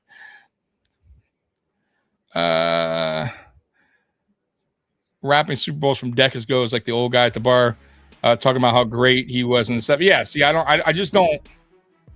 do that. The Jets have at least the guarantee. Right. You know what I mean? Like, I'm a Tigers fan. I'm not gonna be like, oh, bro, the Tigers won in 1984, bro. We're not dysfunctional. You know what I mean? Like, has nothing to do with now. Right? Like, so that's all I'm saying, bro. I'm not trying to cut you down or anything like that. To be fair, Lamar damn near missed the whole month. It doesn't matter. It doesn't matter. When Lamar was there, J-Ham, let's be real, right? And that's the whole argument about Burrow thing. I don't care. When they were both on the field, it wasn't like their team was winning. The Baltimore Ravens were looking terrible last year with Lamar healthy. You know what I'm saying? So I don't buy into that. And same with Joe Burrow. Like, they're healthy. They always start the season terrible. Always terrible. And then they get hot down the stretch, but sometimes it's not good enough. They miss the playoffs. And Baltimore last year, man, they were getting smoked at home, like losing games they shouldn't have. Like, guys, like that to me should never happen. Like, can you imagine if the Buffalo Bills had 9 Pro Bowlers on their team last year and missed the playoffs? I mean, we would be going fucking ballistic, right? You know what I'm saying? So come on, man. Like, that's unacceptable. I don't care what fan base you're like. You can't have that much talent and play that poorly. You can't. Like, there's something going on. There's something wrong, and that's why their coach got fired. And that's okay. Like, if I'm a Ravens fan, I'm going, yeah, fuck yeah, he should have been fired. Like, I respect him. He won Super Bowls here, but clearly something's going on. Look, Bill Belichick got fired, guys, or let go, whatever you want to say. Like, his time ran out. It happens. It's not the end of the world. Listen, Baltimore has a good squad. They have a good team, but something was wrong there. They needed to move on, just like the Buffalo Bills needed to move on from Sean McDermott. That's okay. Yeah, we're going to go through it right now. I'm finally caught up in the chat. Win total prediction for the Bills. Yeah, I have them at 12 to 13 wins, bro, which is good. I'll take it. It's once again, we have a tough schedule. You know what I mean? 12, 13 wins will get you well into the playoffs and, you know, a good opportunity to win the division, if not the AFC. You know what I'm saying? So I'll take it all day. 12, 13 wins. Yeah, I'm good with that. I'm absolutely good. It's all about getting to the dance, bro. Once you get in the dance, it's a fresh start, bro. Right? The regular season is thrown out the fucking door. You know, that's why I find it funny when some fans want to talk about the regular season when we're entering the playoffs. Like, oh, look how, we beat you guys, in the regular season. I don't give a fuck what you did in the regular season. Playoffs are a different monster. Give a shit what you did. Everyone's 0-0 right now, bro.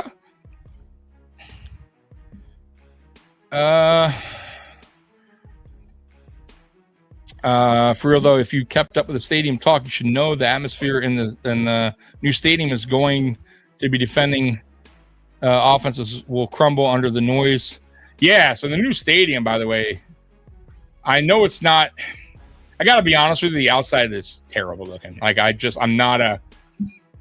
It's not a great looking stadium from the outside. It does kind of look like a toilet bowl. I'm not gonna lie. like, let's be real.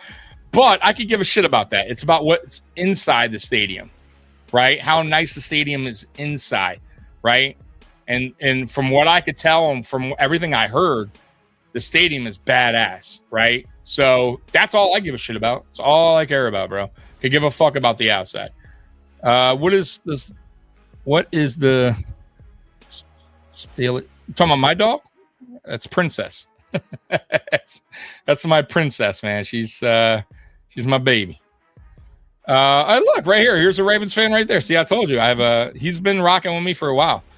He won a Super Bowl. The big difference. He did, but you understand my point. You get what I mean? Like, eventually, you got to move on. You know that, right? Come on, you know that. Like, as a Baltimore fan, you knew it was time. Just like, New England knew it was time to let go of Belichick. Like, you eventually have to move on for whatever reason, right? It's just not working out anymore. I mean, look at Pittsburgh, right? I mean, Mike Tomlin also won.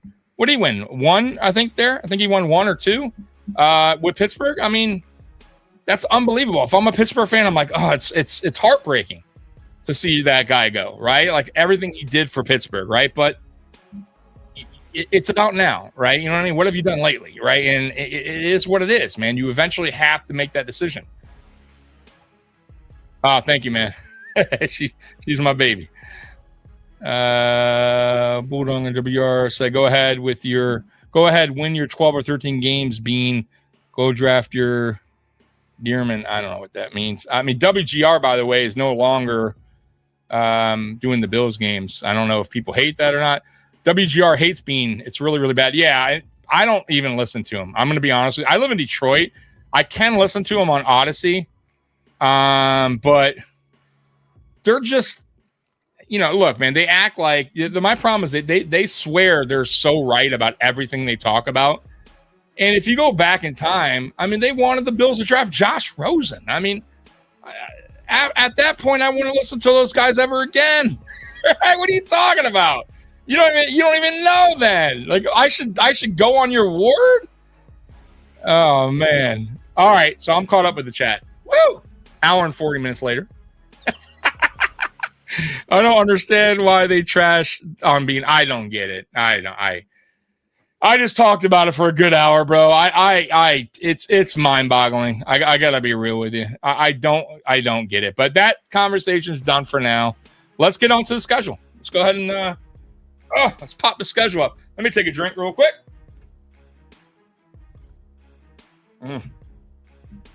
It's no longer a slush. It's just a strawberry drink. But it's cold and good. Go Bills. Damn right, go Bills. Appreciate you rocking with me tonight. Matt Beauvais from WKBW said it's one of the worst rosters in the NFL. Yeah, it's so bad. It's the worst roster, yet it's gotten to the playoffs 7 straight seasons, 2 AFC championship games. But it's so bad. It's one of the worst. It's so crazy to me. Listen, I'm as real as they can get. When I evaluate teams, right, and I know I got Ravens fan in here, I look at that Ravens team. I wouldn't say they have a really good roster. They're a playoff team, in my opinion. They should have been a playoff team last year. Like, our team is a playoff roster team. It's been what makes it. What makes that? What changes that? Is my point. Like, now we have a garbage roster. It makes it. Guys, don't listen to that. It's such nonsense. We listen to this junk every year. Every year that the Bills aren't going to win 10 games. That the Bills are, there's always somebody out there that we've heard it. You know this as Bills fans, right? So don't listen. Don't listen to the outside noise. Believe what you want to believe in. Do your own homework. Evaluate the team yourself if you want to. Don't take my word for it. And if you don't think this is a playoff team, then that's okay. I'm not going to kill you over it. I just believe I believe our roster is a Super Bowl roster, in my opinion. Period. I mean, that's how I believe.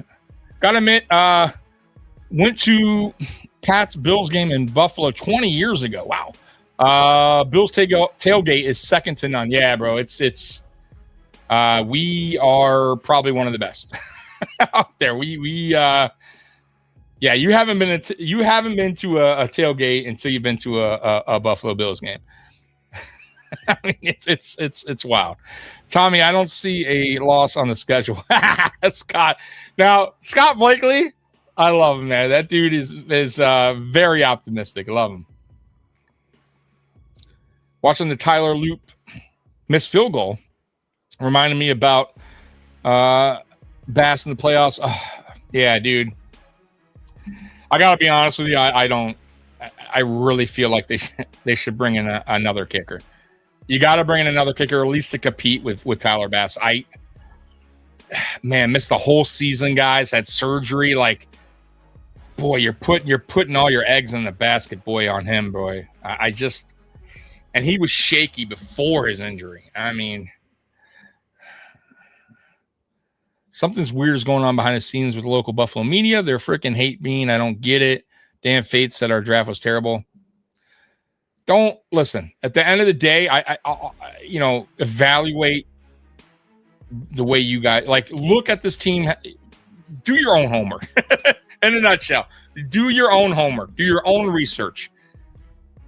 Right? Like I do mine, and I come on here and I explain why I feel like it's a good draft. I told you guys why I feel like it's a good draft, but don't take my word for it.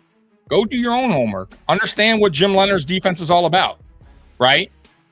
Go look at the players and their strengths out of the draft class, right? And where they fit in this defense, right? And then maybe it'll change your mind.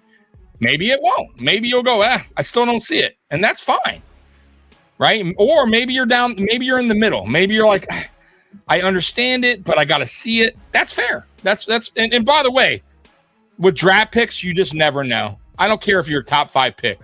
It's not a guaranteed lock that all these guys are going to be great, no matter what. I mean, how many times have you seen guys get drafted and they boost them up like they're going to be the next Dan Marino or the next Jerry Rice, and they're in the league for like 3 years and they're out, right? Like, it happens all the time. So nobody's a guarantee coming out of the draft, right? We don't know if these guys will flourish, at the next level.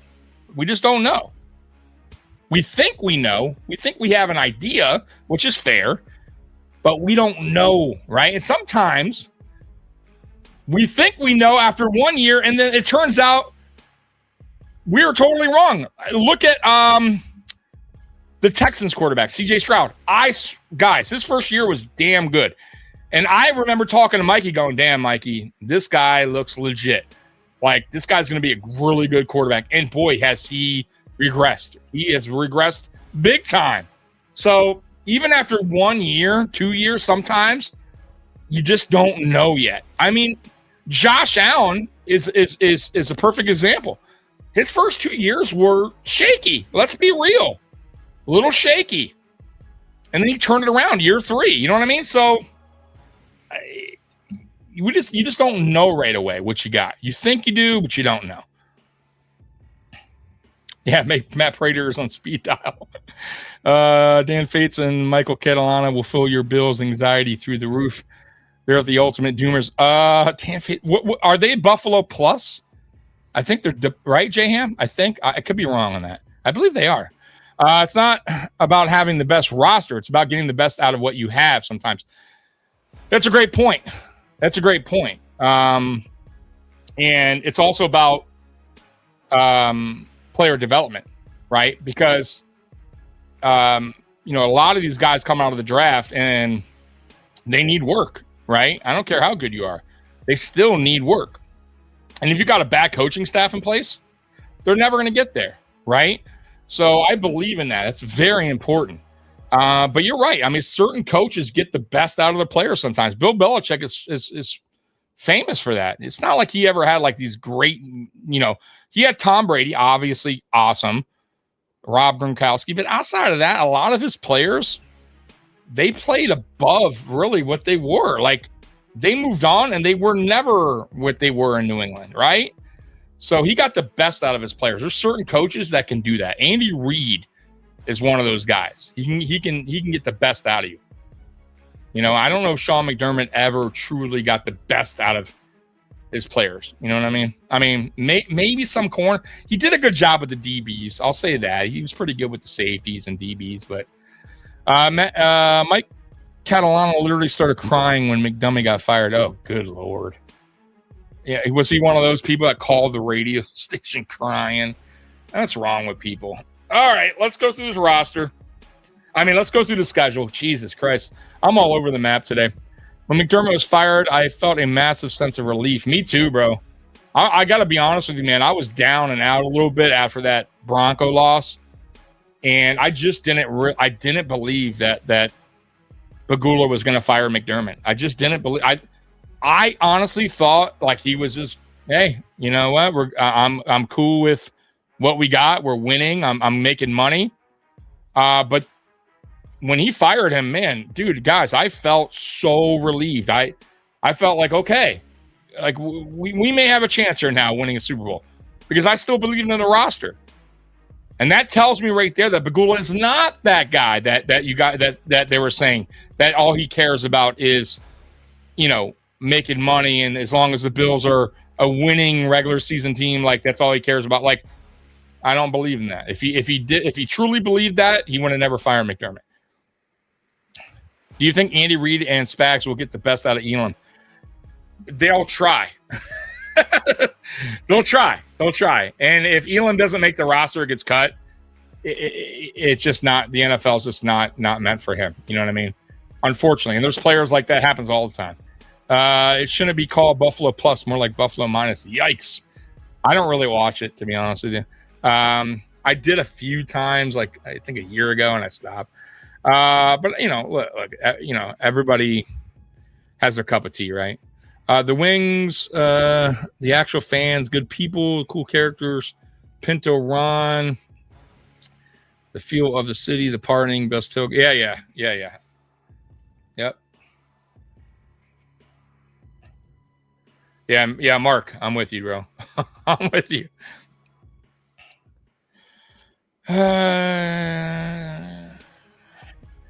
You season the Crystal as far as though in the cause you're defending them, and I'm only asking because they don't. Oh, you're talking to okay, I got you. All right, so let's go through the schedule. All right, week 1 at Houston. Then we open up our first. Then we finally have first home game is week 2 against the Lions, Thursday Night Football. So it's our home opener at the stadium, at the new stadium. It's going to be live. Like, by the way, the tickets, like the cheapest ticket for that game is like $638, something like that, something crazy. Then we're home against the Chargers. We're home against the Patriots. So we got 3 straight home games here. And then we're at the Rams on Monday Night Football. At the Raiders. Then we got a bye week. Then we're at home against Baltimore. Then we're at Minnesota on Monday Night Football. We're at the Jets. We're home against Miami. Then we play. Now here's where it gets like the schedule. I don't really care for. Like I like that we're playing obviously Thanksgiving, Christmas, but I'll explain why. So we got the Chiefs on Thanksgiving, week 12. Love it. 8:20 game at home. Then we're at New England, and then we're at Green Bay Sunday Night Football. Then we play Saturday at home against the Bears, and then we're at Denver on Christmas. So if you look at the Green Bay game, Sunday Night Football, then we're playing Saturday, so we don't have much of a break there, right? I think it's like 6 days, 5 days, something like that, like in between. Like there's just not a lot of time there for practice. And then you go from Saturday to Christmas, which once again, you don't have a lot of time off either. So like that stretch is a little brutal that the NFL put us through there, that 3-game stretch. I don't really care for, but it is what it is. And then we're at Miami, and then we're home against the Jets. So that's the schedule. I'm okay with it, guys. It is what it is. You got to play who you got to play, man. Get to the damn schedule. Tough game. Yeah, so let's get to I do got some stuff to pull up here. Hold on, guys. So I got some other stuff to pull up. And I also, by the way, I also asked AI what their prediction was for the games this season. So ChatGPT, I asked ChatGPT what their predictions were for each game. So I'm very curious what they have. All right, so let's all right, so we got most important Buffalo Bills revenge games. Let's see here. Let's see what SI has as the most important revenge games. All right. So they got week 1, Bills at Houston Texans. They got as a revenge game. I'm good with that.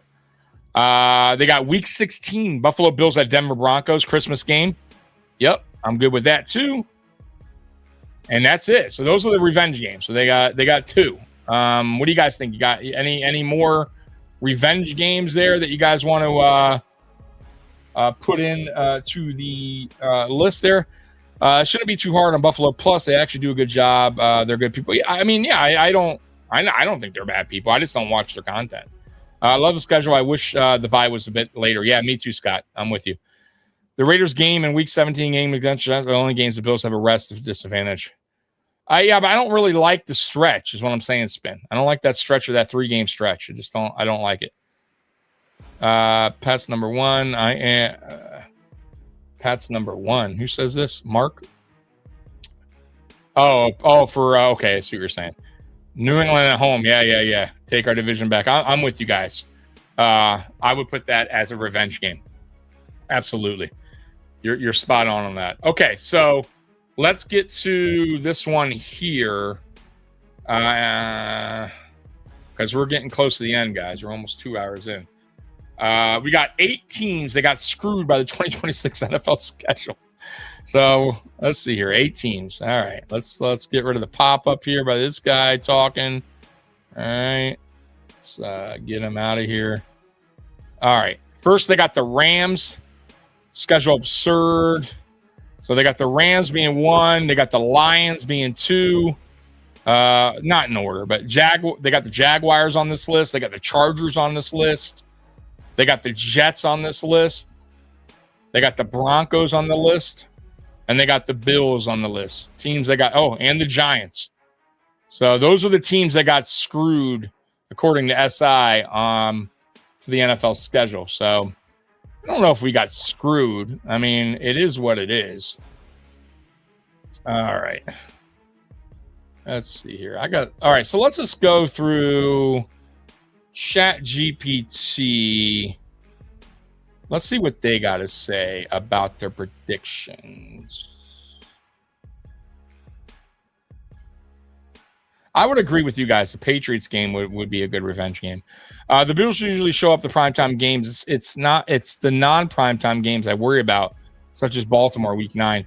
Yeah, but I'll tell you, man, the Baltimore games are going to be dogfights. It's going to be a war every time with those guys. So we'll see, Revenge game, I believe that has to be a game you lost last year. The Denver game is definitely for sure on that list. Rams have the best team. They'll be fine. They're up there. Look, there's a lot of teams that look good on paper right now. But you're right. I mean, they are definitely on paper. They look legit. They're definitely, I don't know what Vegas has them right now, Super Bowl, odds, but I'm sure they're up there. All right. So let's see what ChatGPT predicts. So they're predicting 12-5 Buffalo Bills. So they're saying week 1, the Bills will win 31-27. They're saying Texans pass rush causes problems early. DJ Moore makes an instant impact. Bills offense wins late in a shootout. Allen has 3 total touchdowns, record 1-0. Week 2 versus the Lions. Home opener. Prediction, Bills win 34-30. Same breakdown. Massive emotional game. Bills offense explodes under the lights. Bradley Chubb gets a key late sack. Josh Allen MVP moment game. Record 2-0. Then week 3 versus the Chargers. Bills win 27-24. Man, these are close games. Breakdown. Tight game throughout. TJ Parker flashes off the edge. Bills win turnover battle. Record 3-0. Week 4 versus Patriots. Bills win 28-17. Bills dominate time of possession. Patriots defense keeps it respectable early. Allen takes over in second half. Record 4-0. Week 5 at Rams. Monday Night Football. Prediction. Bills lose 30-24. Matthew Stafford carves up Buffalo secondary late. Bills offensive line struggles with Rams front. First loss of the season. Record 4-1 now. Week 6 at Raiders. Bills win 35-20. James Cook, big game on the ground. Defense forced multiple turnovers. Bills offense, 2 explosive, record 5-1. Then we got the bye week. Week 8 versus the Ravens. They're saying we lose. So for you Ravens fans out there, it's going to make you happy. 12-5, that's what I have us going. Bob thinks that's right. That ChatGPT has it right. Monday night games are the only games that hurt a team as they have less time to prepare for the next game that the team. Thursday night on Saturday games are advantages. Yeah, that's my vote. All right. Okay. So a lot of people kind of think that's about right. Scott says, no. Hold on. I have it 17-0, baby. I love Scott, man. Scott's so optimistic. Allen getting revenge on the Texans. That's right. ChatGPT. Let's see here. Now, sometimes we have bad primetime games. Sometimes we do. But we've played pretty well in primetime games, though. I think best is 14-3, most likely 12-4. Though tough beginning, 11-7 finish. Okay. So let's see what the rest here says. So 999. I think you're happy with your Ravens. They predicted the Ravens to beat us 27-23. Lamar Jackson creates chaos. Ravens run game, control clock. Buffalo struggles in red zone, record 5-2. At Minnesota on Monday night, Bills win 30-28. Another classic Bills-Vikings weird game. Allen engineers game-winning drive. Vikings offense pushes Buffalo defense hard. Primetime Josh Allen magic, record 6-2. Then we're at the Jets. We win 24-13. Defensive slugfest. C.J. Gardner-Johnson brings attitude to the rivalry. Bills pull away late, record 7-2. Week 11 versus Dolphins. They have us winning 31-21. Dolphins start fast. Bills dominate trenches late. Josh Allen outduels Miami's offense again. Record 8-2. Week 12 versus Chiefs, Thanksgiving night. Bills win 33-30. That sounds, by the way, about right. Like that game's going to be that close. Breakdown, instant classic. Allen and Mahomes trade huge plays. Bills defense finally gets a late stop. Record 9-2. Week 13 at Patriots. Prediction, Bills lose 20-17. Cold weather grinded out game. Patriots defense slows Buffalo's offense. Ugly upset loss. Record 9-3. Week 14. They have us losing back-to-back here, folks. At the Packers, Sunday Night Football. The Bills will lose this one, they say, 31-28. Jordan Love has one of his best games. Bills secondary struggles. Snow game chaos. All right, record 9-4. And then we play the Bears. We win. They got us winning 30-17. Caleb Williams makes flashy plays. Bills pass rush overwhelms Chicago offensive line. Allen controls the game throughout. Record 10-4. At Broncos, they have us losing on Christmas. 27-24. They're saying Broncos defense creates problems. Bills offense starts slow. Close game decided late. Record 10-5 now. At Dolphins, Buffalo wins again against the Miami, 34-27. Allen dominates Miami again. DJ Moore has a huge game.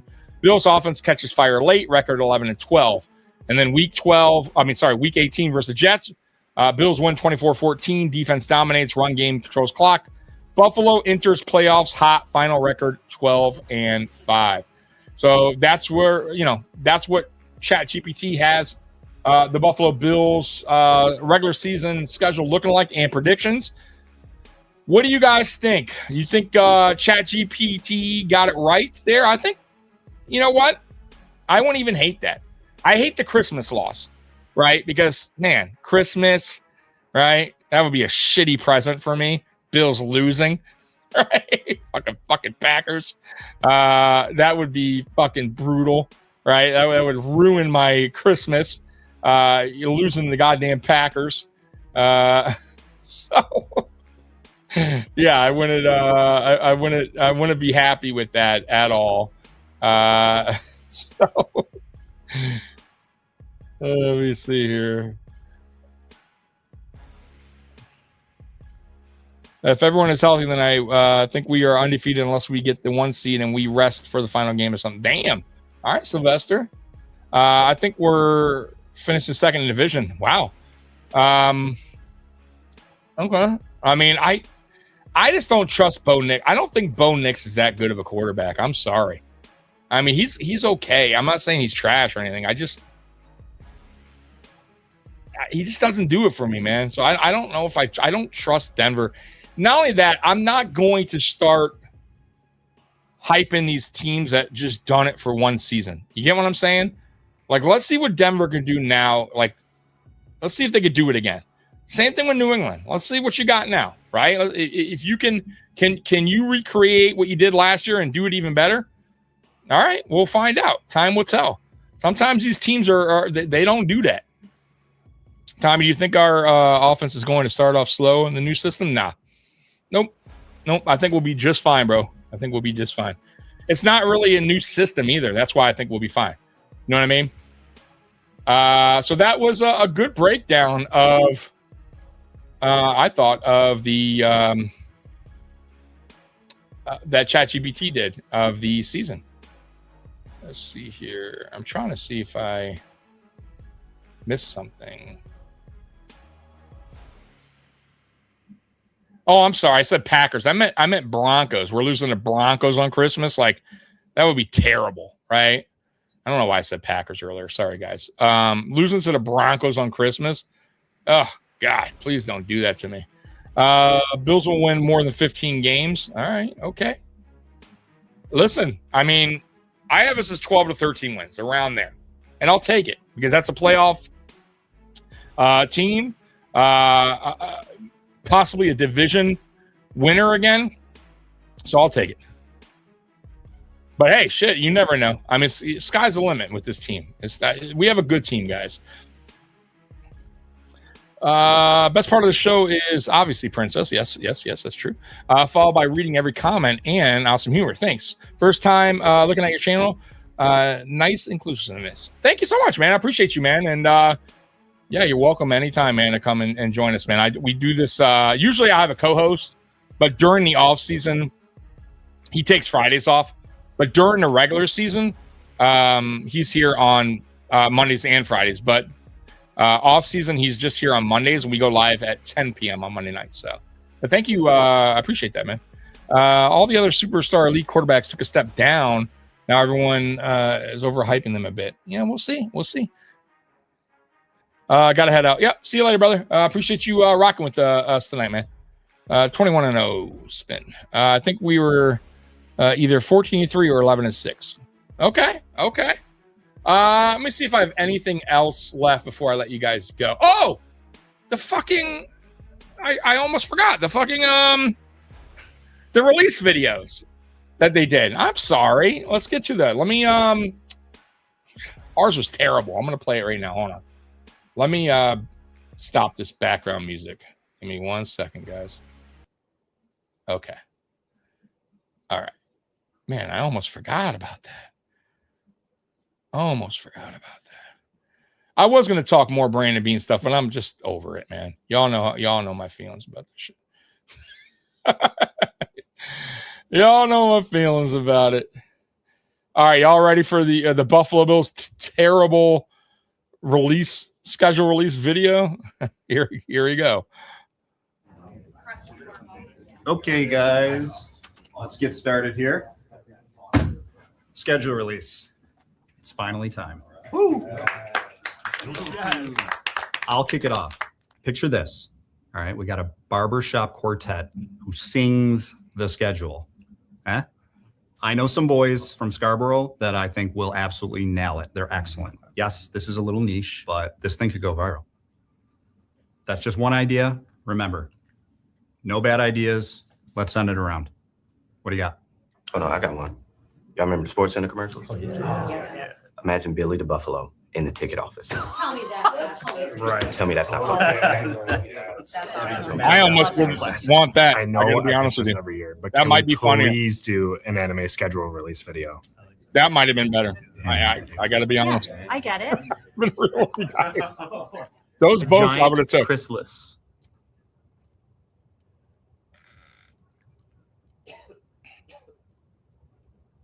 Okay, well, I just came up with this last night, so it's not fully fleshed out yet. But you know, looks maxing? What if we did something similar to that, but it was schedule maxing? Yeah. Not fully fleshed out, but it could be something. It could go viral. Yeah. I get that. Sounds like you're a good idea, Max. Maybe we could work with Vince Carter. That way we can tap into the Canadian market. Canada. Did you write mine down?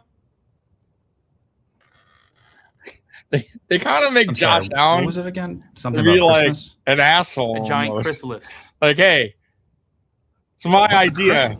Y'all better fucking run with. Well, it's when did you hear my idea? Transform into a butterfly, like a cocoon. I mean, I get it. It's probably, that's they're actually quite beautiful. I guess I wrote it down.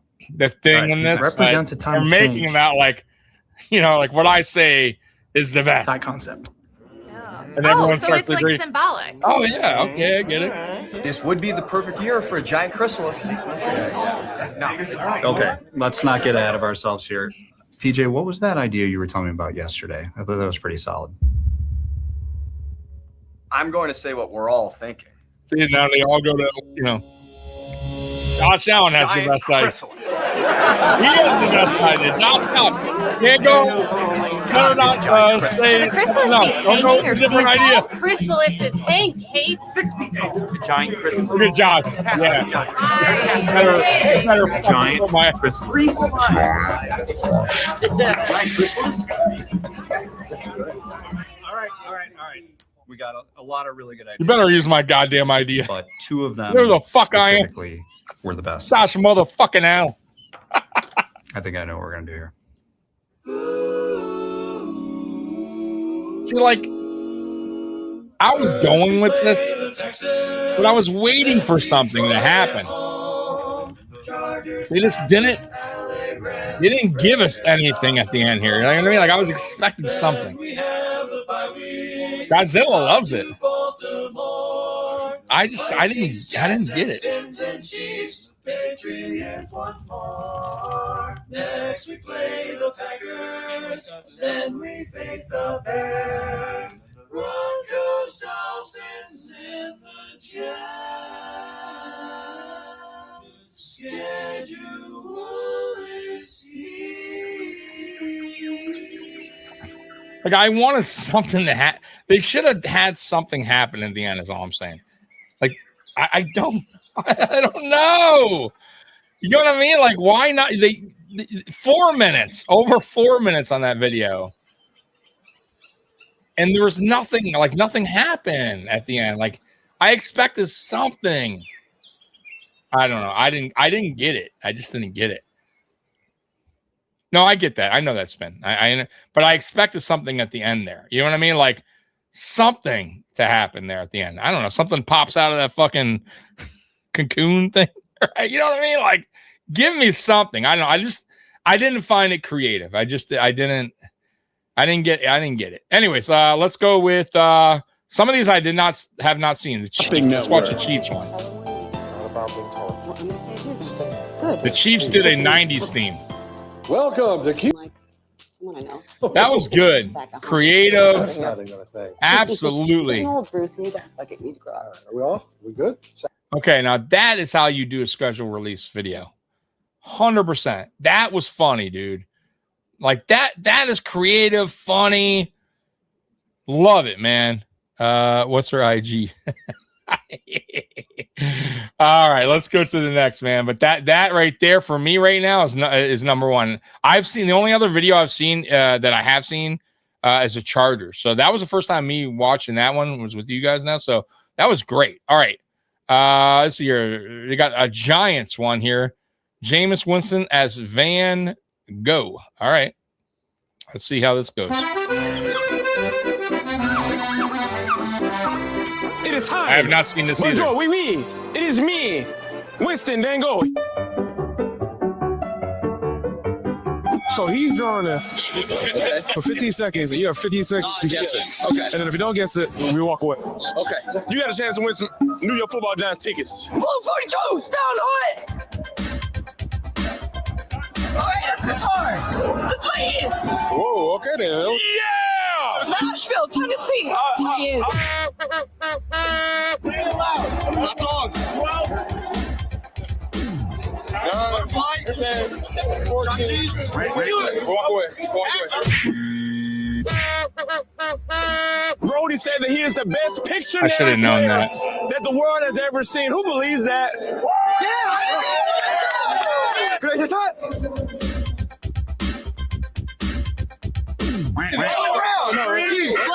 What did he say? We got two I'm not people, getting any two of teammates these. to decide who in the signing line is going to get 2 tickets to a New York Football Giants game. Uno. All right. What's 2 in French? Anybody know what 2? No. Okay. Oui. I don't know. Oh. 14 seconds. Somebody get some free tickets tonight. Okay. Yeah. You have a Jets jersey on.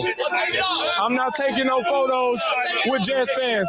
Ladies and gentlemen, we have the most adorable contestant, Hokey. It's Blue Browns. The Cleveland Browns. Heather has won. A terrible picture. Give it up for the famous twins. Yeah.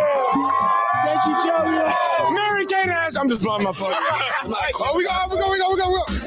How is that, the Texans? Oh, he got it! You said Texans! No, Winston Man, go get out of my way. I'm just like, What do you guys think so far about this? More tickets. Yeah, it's creative. It's creative. I like it. You don't know anything about football. I'm gonna help you out. So no one likes this team. Yeah, this team is very, very much hated, and it's an animal. I still like the Chiefs one better so far. Bills dead last right now. Well, I saw the Lions. They're last for me, but There you go. I would have gotten that one. I wasn't paying attention. I would have gotten that one. You have won our last ticket tonight. That's a wrap. We out of here. Eric, that's a great name. That's Jermaine Illumino's middle name, isn't right? Except for John, but yeah. Oh, okay. Should have signed up for 3 years. I did sign up for 3 years. Chris. Yes. 15 seconds. Okay, Jameis. It's all. What was the grade in our class? Huh? What was your grade in our class? It was 100. Okay. Did you play football? Yes. What position you play? Linebacker, linebacker. Yeah, I'm strong. I believe you. You're hard though. I'm doing this for money. I make money. That's good. I'm a world-class artiste. You want to see my face? Dave Chappelle. How many people have faith in Eric? Yeah. Honestly, I don't. Okay, you want 2 free tickets? You can take it home with your hokey. I'm just gonna show to my wife real quick. My fault, William. He has a wife. What time was it? 14 point like. I deleted it by accident. 14 seconds. Who believes Winston Mango is one of the best artists in the world? Hey, thank y'all. Thank y'all so much. Okay. I mean, not bad. I thought it was creative. I'm good with that one. It's not better than the Chiefs one, though. All right, let's see what the Packers did here. This I have not seen either. So we're going to run through the Packers. Let's see what the Packers did. Welcome to Kicking Cards Arcade. You only have enough tickets for those cheese curd rings. I've seen the brothers or that foam cheese sword. Cruising to Mendoza. That was good. Oh, I saw that one too. I did see that one Not too. if we pool all of our tickets together, Josh. It glows. Tickets. Gonna get my dagger. What's that? Let's go see.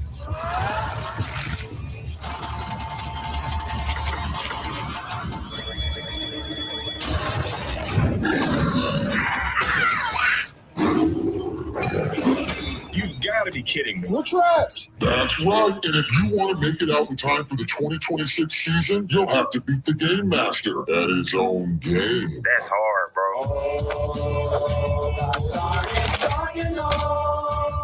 Let's go.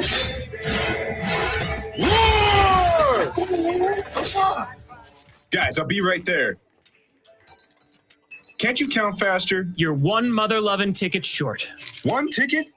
Hey, Tucker. Leroy Butler? I think you dropped this. I don't get this one so far. Thank you, thank you, thank you. We do this. Yeah, we do. Go, Pack, go!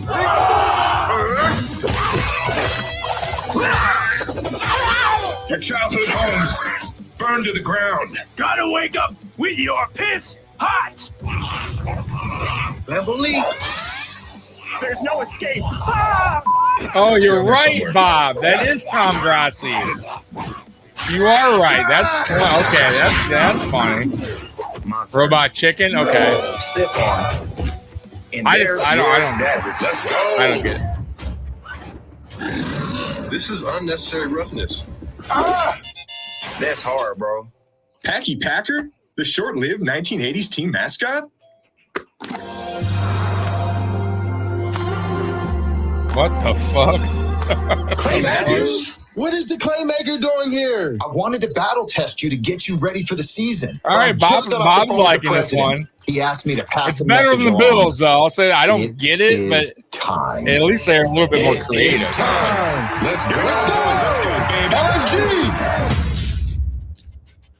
I get to keep the costume, right? All right, so that was the Packers. I would still say, as of now, the Chiefs, I think is my favorite. And then I would go with the Giants one right now and the Packers. I still have the Bills in last. Let's see what the Bucks did. All right, we'll go with the Bucks.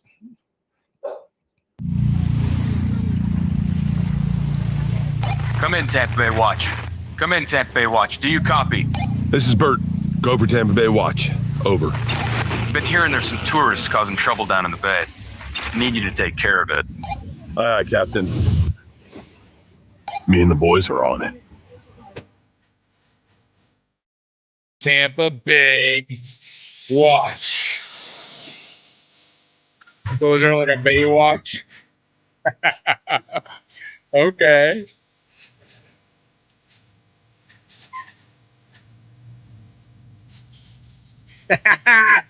Okay, this is funny. I like this so far.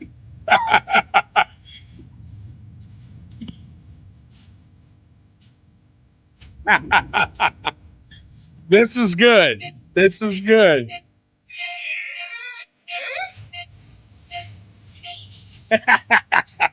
This guy running, no shirt on.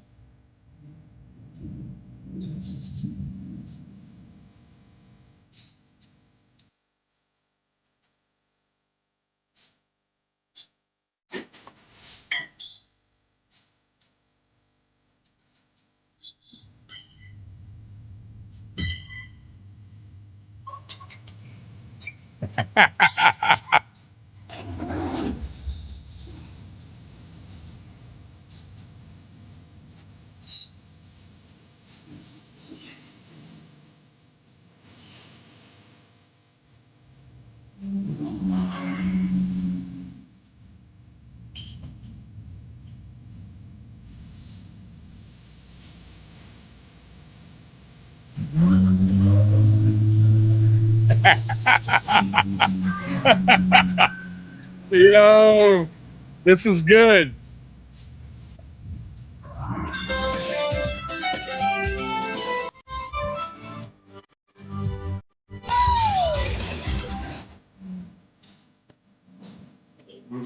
This was good. Funny, creative. Oh, this is my second Tampa best Bay one. watch the headquarters. Tampa Bay watch So the far. headquarters. Come in, Captain. Do you copy? Go for Captain. What do you got for me? Mission complete. Nice work. But remember, we don't just watch Tampa Bay. We are Tampa Bay.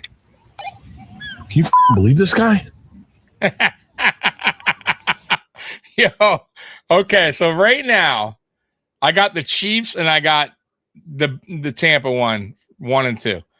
I thought it was pretty good. Godzilla says pretty decent. I thought it was funny. I thought it was creative, funny. The Baker Mayfield one. By the way, did you watch all these Godzilla? I have not. I've only seen a few. So a lot of these I'm watching with you guys right now. The Falcons. Let's see the Falcons one.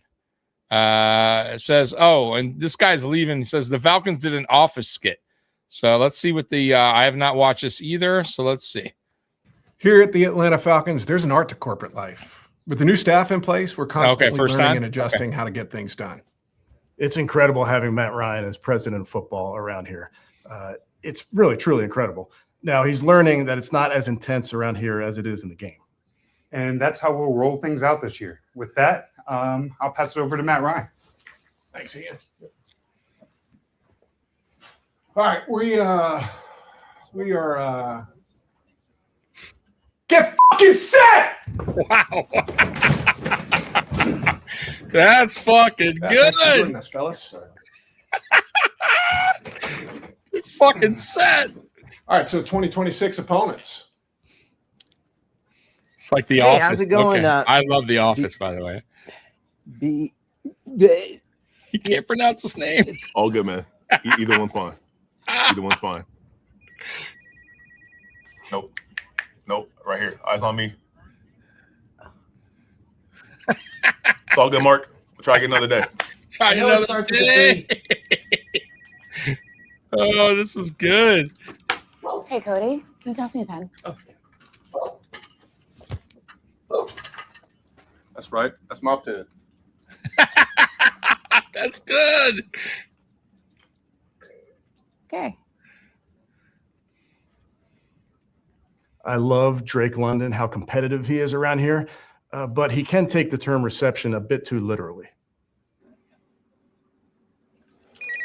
Hello, this is Drake London with the Atlanta Falcons. How may I help you?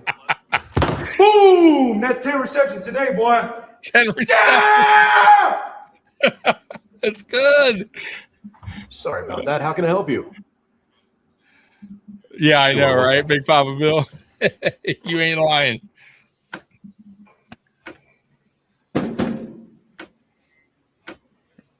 Matty Ice, huh? Oh, that's great.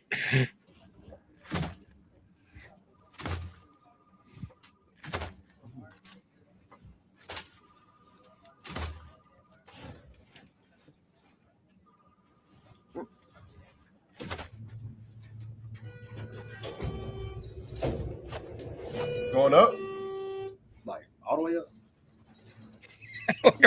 You know what? We'll catch the next one. Don't worry about it. You got it. That's funny. That's funny.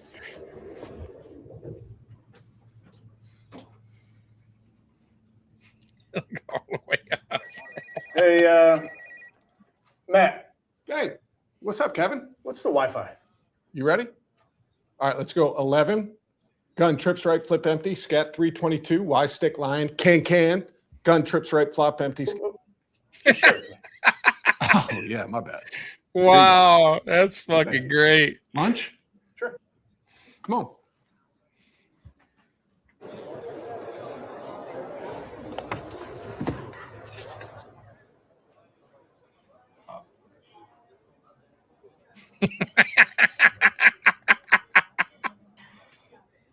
Oh my gosh. Please, I'm about to go put them in the trash, man. Don't worry about it. I didn't even order these. That's great. Yeah, that viral roof cam video of Bijan, I love that. You know who really loved it? Bijan. Oh, there we go. Oh, yeah. Hold on, wait. What's it?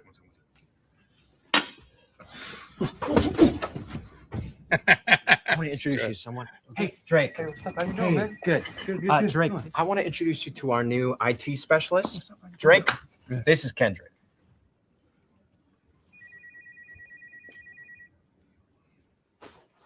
Okay. Hey, do you want to check out the cafeteria? Yeah. Thank you. Oh man, that's funny.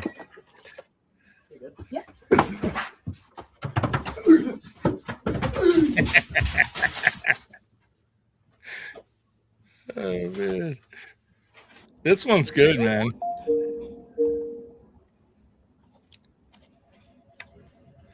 Brady, you're on mute again.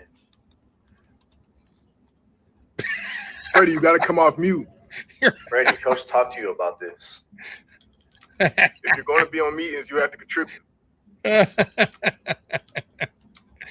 Oh, Here at the man. Atlanta Falcons, we want guys that have that dog in them. Jalen, how was the weekend? I'm so sorry. Morning, Jalen. Jalen Walker, too much dog in him. Too much dog in him. Oh man. Yeah, they haven't said any games, so they haven't. Oh, this is good. This is good. Yes, Atlanta in 92-90 game. Welcome to Atlanta, coach. I feel like we should be saying where the players play right after you say Go it ahead, every go right time. ahead. Just Feel free. where the players play. There we go.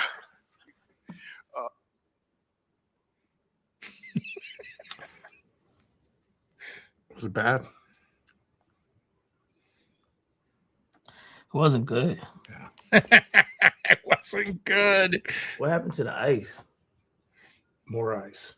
More ice. Okay.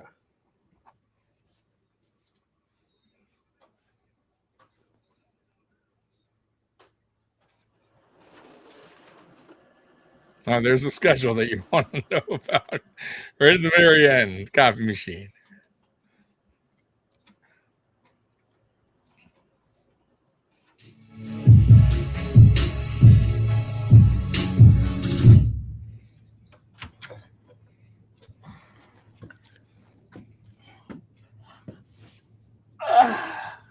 Today's gonna be a great day. Let's get it. That was pretty good. That was funny.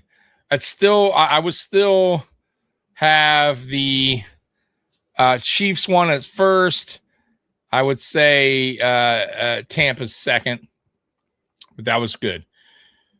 All right. The Lions was terrible, worse than ours. So probably the least amount of time spent on this. Here we go. 33 seconds.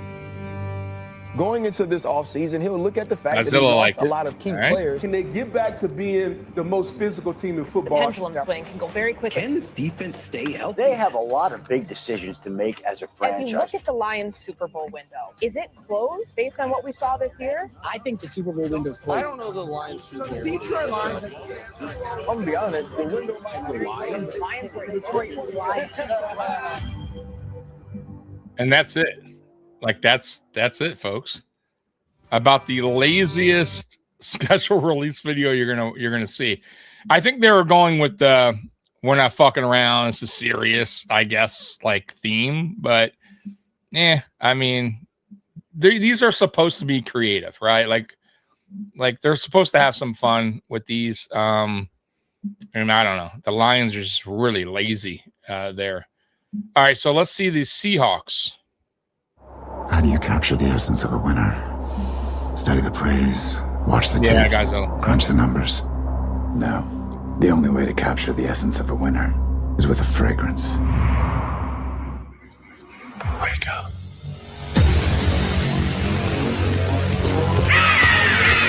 Emotion. Power. Lombardi.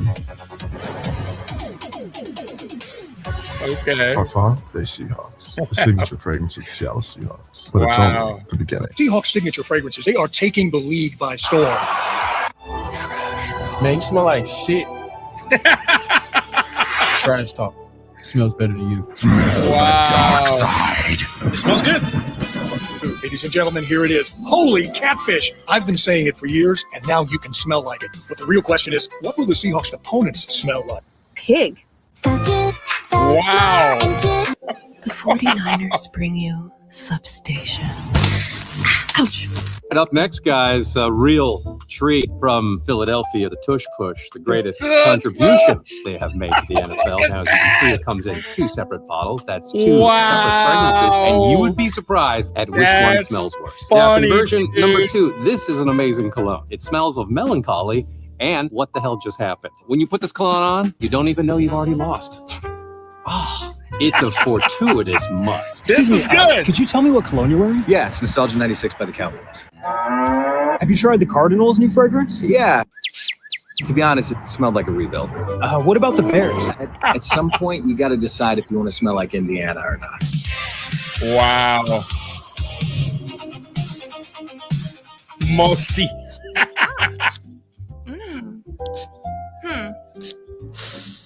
It's the new fragrance from the Carolina Panthers. Oh!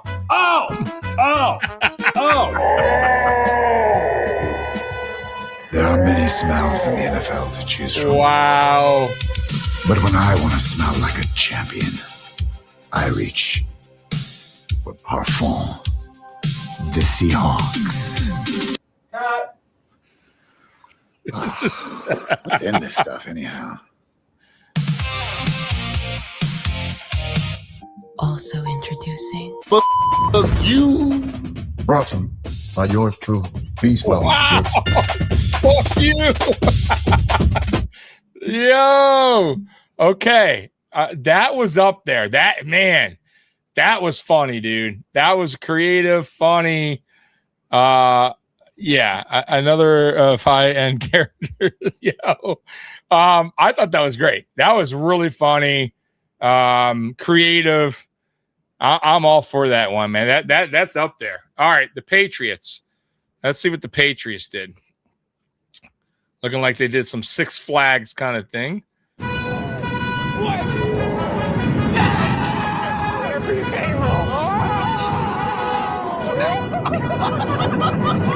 What's up, Patriots fan? It's your 2026 schedule.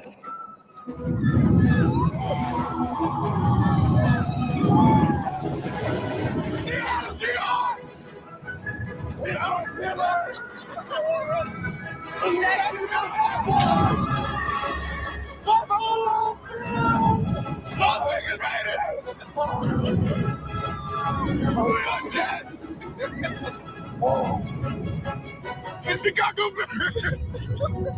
I'm gonna tell you what I think about this at the end. Miami Dolphins. Green Bay Packers.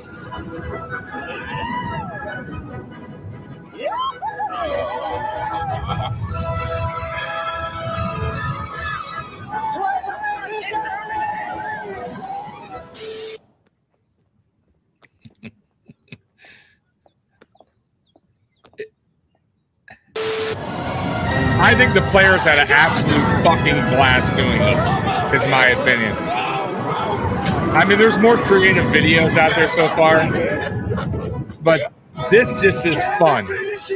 You know what I mean? Like, these players must have had a fucking blast doing this. So I give it a thumbs up just because the players seem to absolutely love it. I'm getting a kick out of it because I could feel how they're feeling. That was pretty cool. Not gonna lie, that was pretty cool. Yeah, basic fun. Like they had a good time doing it. You know what I mean? Like that was it wasn't overly creative or anything like that, but funny. It was funny for sure. Especially for the players. All right, the Texans brought out a legend. All right, let's see what the Texans got here. I'm Brian Cushing. Oops, I paused it. I'm like, why is he paused? You may remember me from absolutely losing it on Sundays. I'm here to humbly and calmly audition for the 2026 Houston Texans schedule release. Let's begin.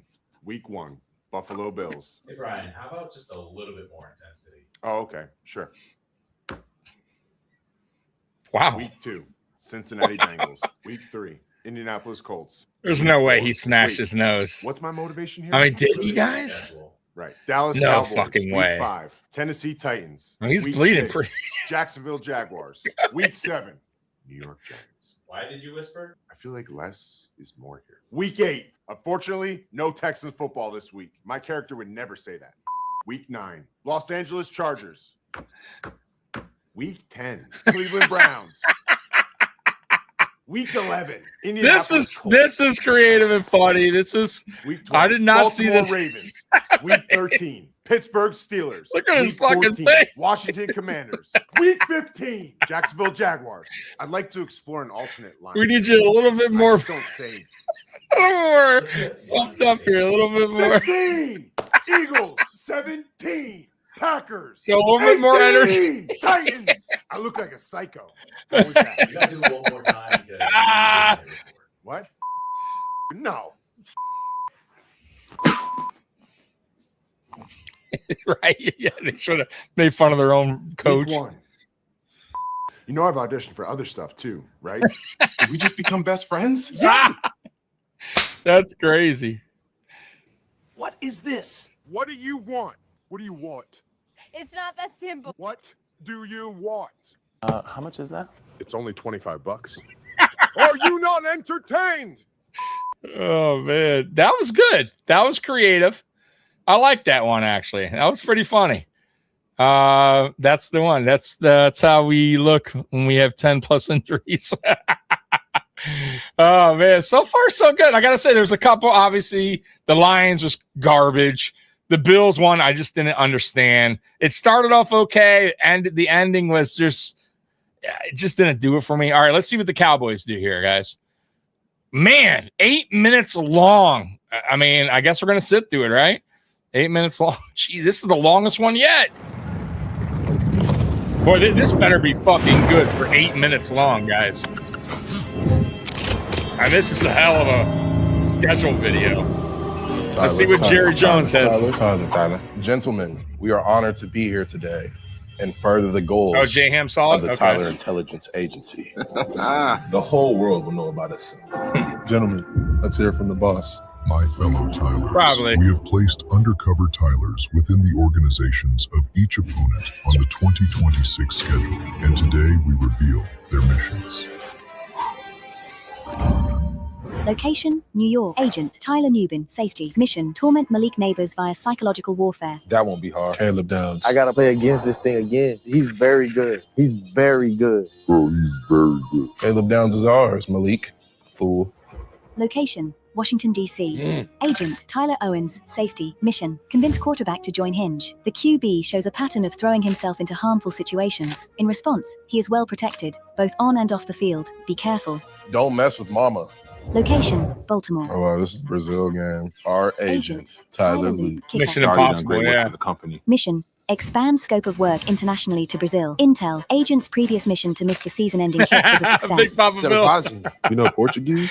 Man, we're just having fun kicking Location, it, man. Houston. Ghetto Dallas. Mission, relocate Figured I'd Houston's do, team to a more do fitting something city. different tonight, QB man. Have could some use a fun with fresh y'all. start. Suggested cities. Yeah, let's just send them Not make everything so serious, you know what I'm saying? Location, Tampa Bay. Yuck. Mission, create more fake player X accounts to disrupt communications. Intel, there was a fake player account tagged by the official Bucks account for nearly a year. How do you tag the wrong person for a whole year? I wonder if they know Mike Evans is going to be on the team next year. Probably just tagging some random guy. Mike Evans missing. You guys have seen Mike Evans. He's call the missing. CIA. Like, imagine if they mistagged one of us. I'd probably just retire, honestly. I think it's a game. This is the league. It's not a fucking game, man. All in agreement, say Tyler. Tyler. Location, Green Bay. Stinky cheese. Cheese touch. Agent, Scott Fuchs, defensive analyst. Our agent's name isn't even Tyler. His last name is Fuchs. If he fucks with us, I fuck with him. Green Bay fans can buy stock ownership in the team. The Packers are the only publicly owned franchise in the NFL. Guys, hear me out. That's solid. First, we tank the stock market. Second, all the cheeseheads sell their shares.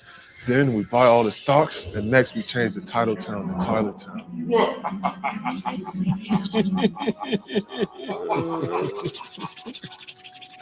If it's a team that can be bought, it's a team that can be conquered. Tyler. Location, This is Philadelphia. good. Very creative.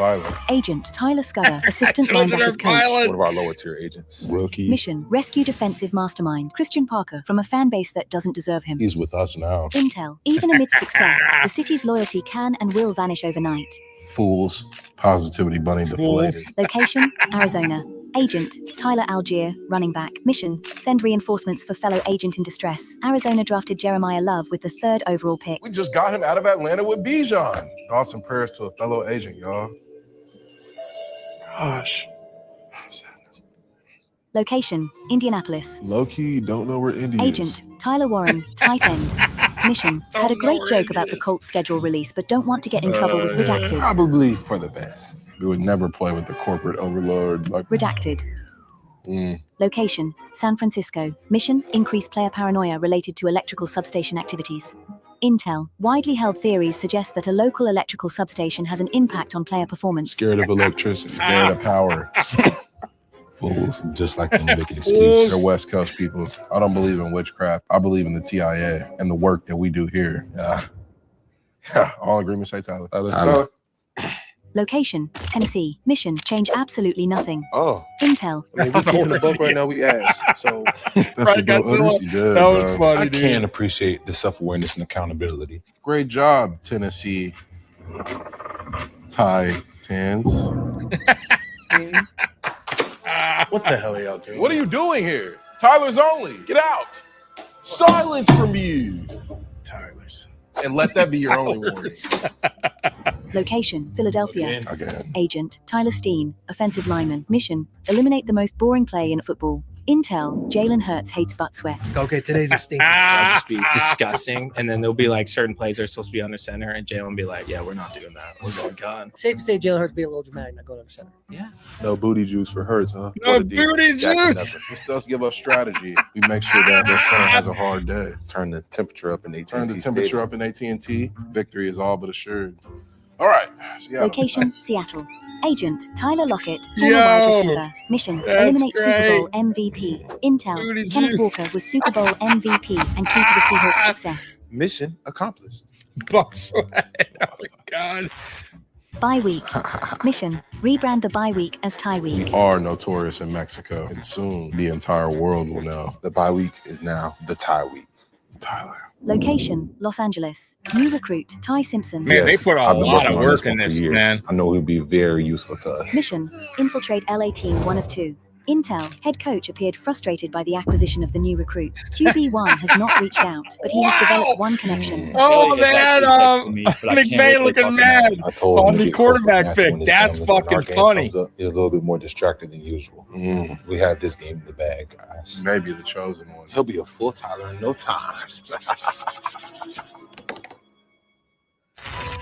Location, Jacksonville. Or Orlando. Agent, Tyler Tettleton, assistant wide receivers coach. Booty Mission, juice, steer they Travis Hunter to a should, Big premature Papa Bill. retirement. Intel, video evidence Absolutely of Travis should. saying he would retire. If you had to choose between playing only one position in the NFL or never playing football again, what would you choose? It's never playing football again.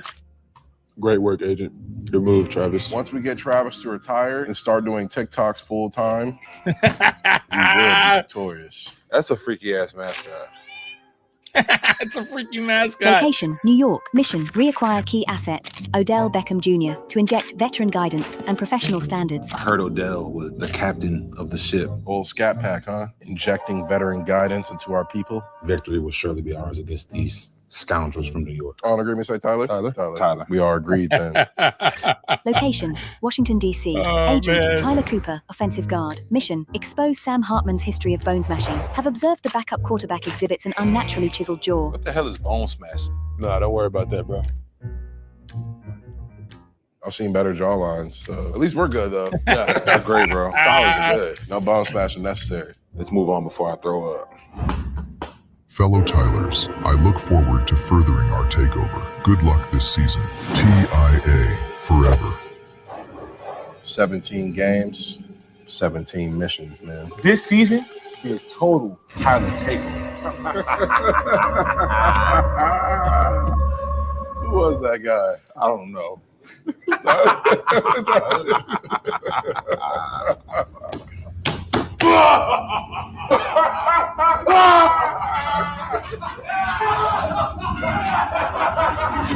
Yes!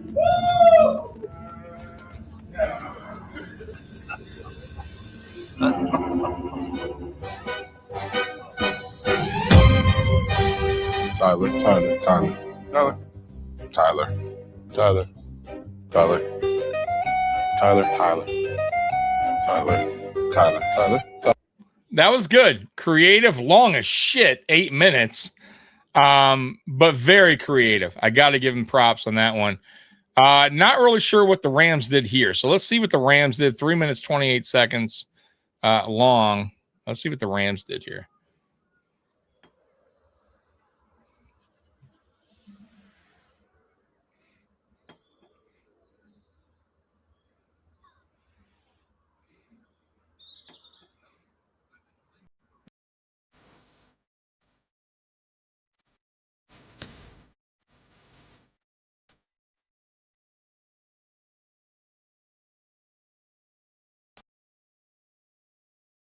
Oh, they're doing like an artsy,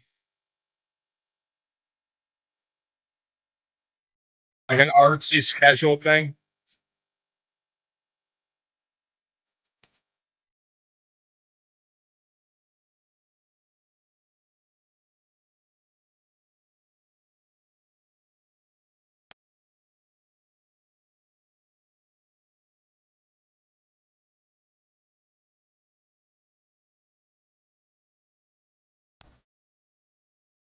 This one's not definitely not doing it for me.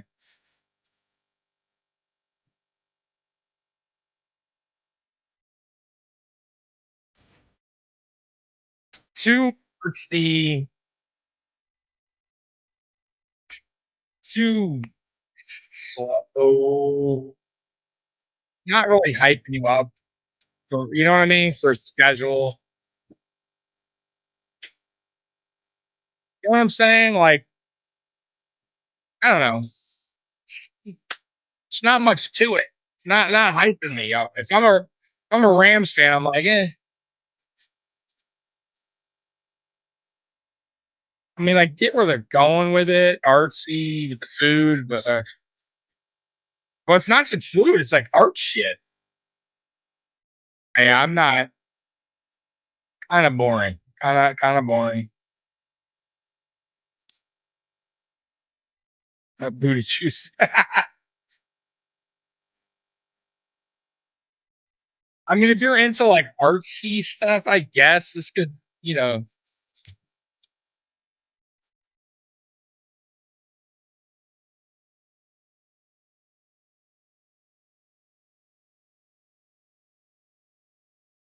A little boring for me on that one, guys.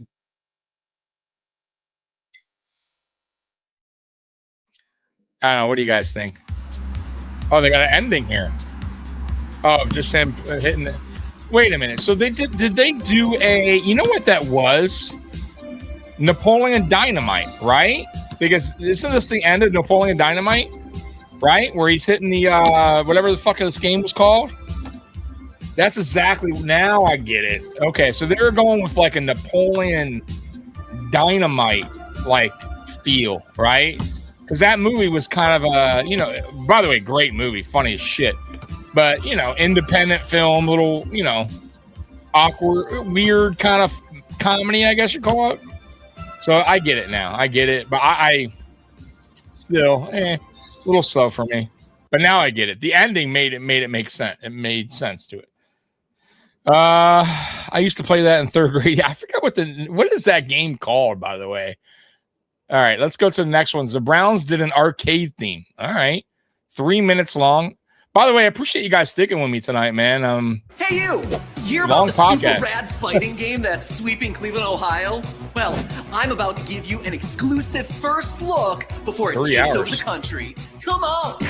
This is Street Fighter CLE, a state-of-the-art game featuring the most elite warriors in the world.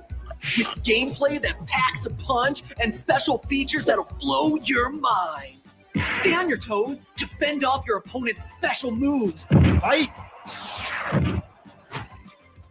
He's going turbo mode! He's untouchable!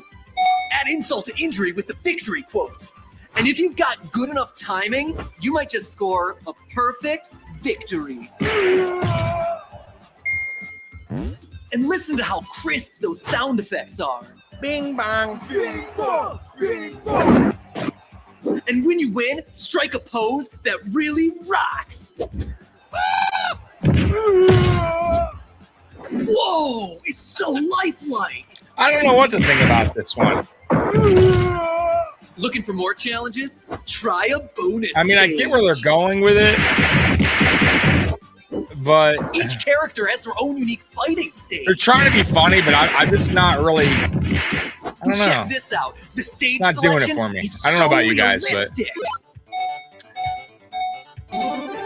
Maybe too realistic, if that's even possible, which it's not. Oh, but that was my last quarter. It's the bye week. It does that once a year. Oh, my quarterback. Sorry. Tutor's off this week. But the fun doesn't have to end if you don't want it yeah, to. You can that's what they're going with. Street Fighter 90s arcade, but whoa, you're not going to believe the gnarly special moves these fighters have.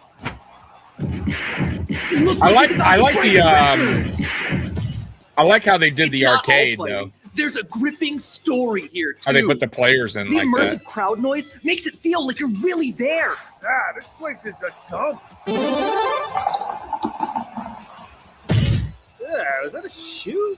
And just when you That's thought you'd funny. seen it all, Now that part was boom, funny. Making fun of New York. bonus stage. That's funny. These graphics are totally tubular. They're gonna blow your mind. Surprise! Another bonus Wow, stage. they put the glue or the horse. After seeing all the awesome features that Street Fighter CLE has to offer, what are you waiting for? You're gonna love it, and that's no theory. Try it out today. Yeah. It was okay. I didn't hate it. I didn't love it. All right, so that's the Browns. The Commanders were in the lab, 4 minutes long. Let's see the Commanders one, guys. All right, Commanders, here we go. Yeah, it was okay. I mean, it wasn't the worst, wasn't the best. In the middle. Welcome to the Commander Science Fair. Now that's science. Science. Safety first.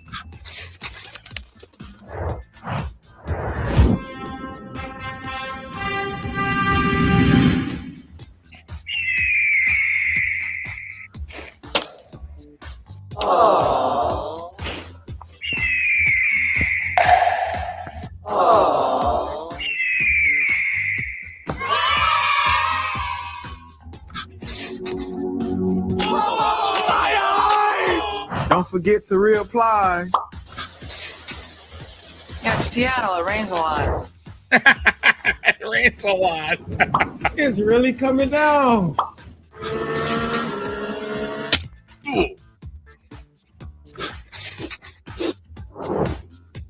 Yuck. Yuck. Yuck. I can smell this experiment.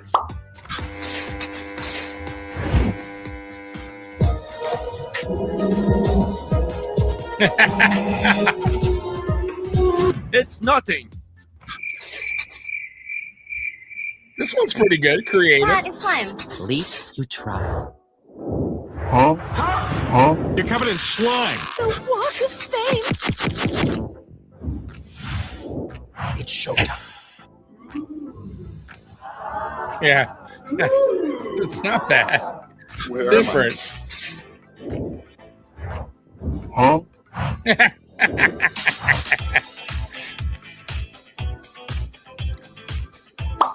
Geography is hard. Still bet she's gonna blow.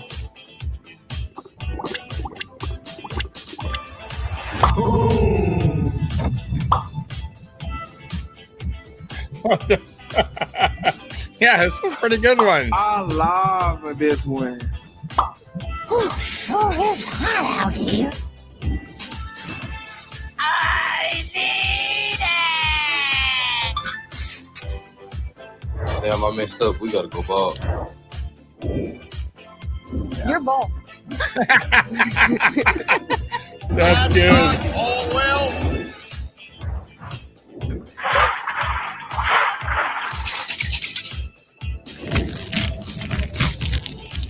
Wow. Now that's science. All right, guys. Here we go.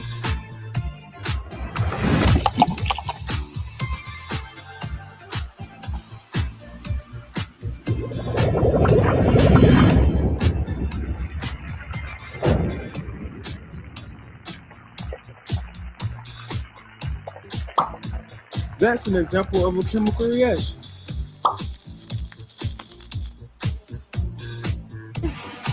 Ta-da!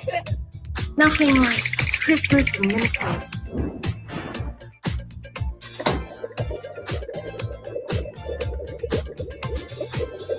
Now that's science.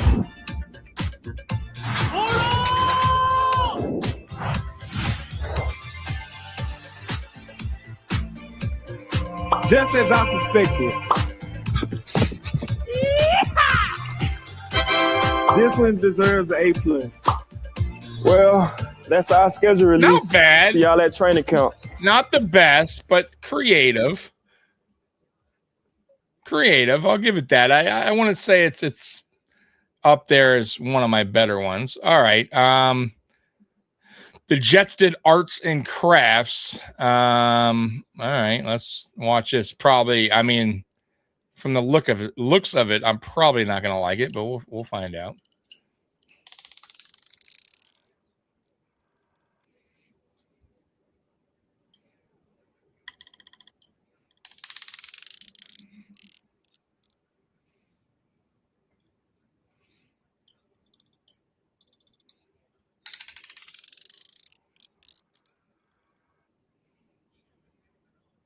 Yeah, I can already tell you this is going to be terrible.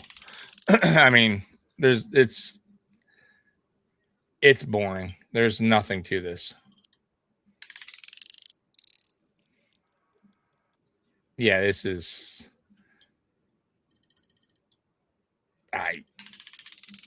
Matter of fact, we're going to stop this one because we already know what's going to happen here, right? I don't think anything's going to change, right?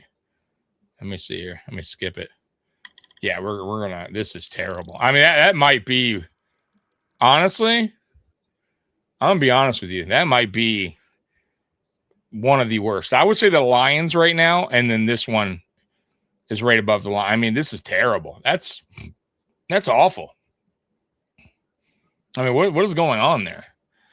How many have we gone through? I don't know. Quite a bit, right? Colors give the team. I get it. I just it's boring. You know what I mean? Like, nothing to it. The Bears did a Bob Ross theme. Okay, this one might be good. Let's see. We all know Bob Ross. Let's see Bob Ross.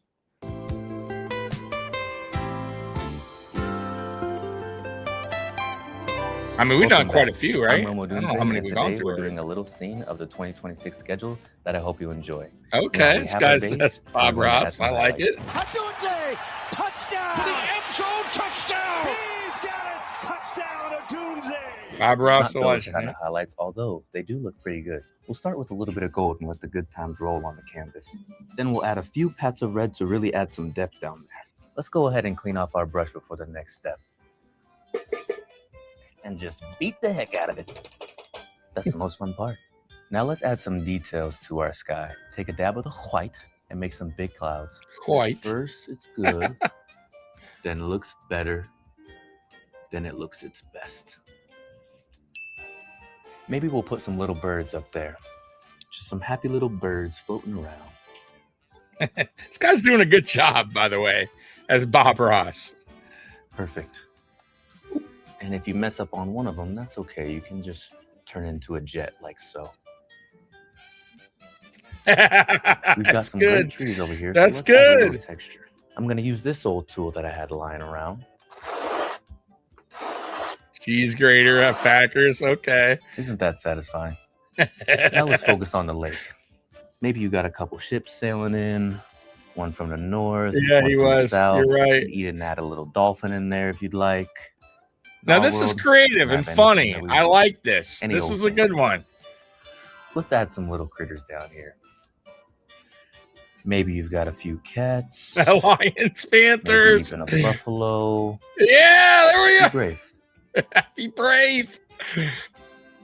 That is great. This is great.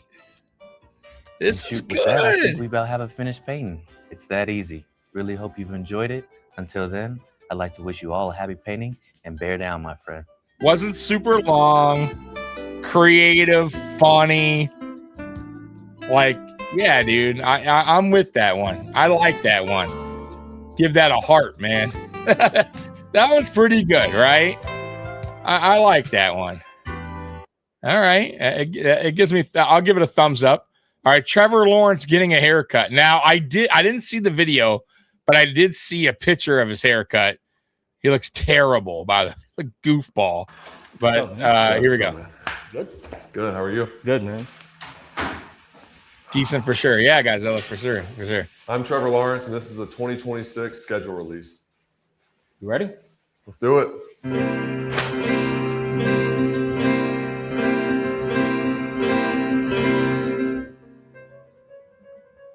Yeah, he's such a goofball. I don't know why. He's so goofy looking.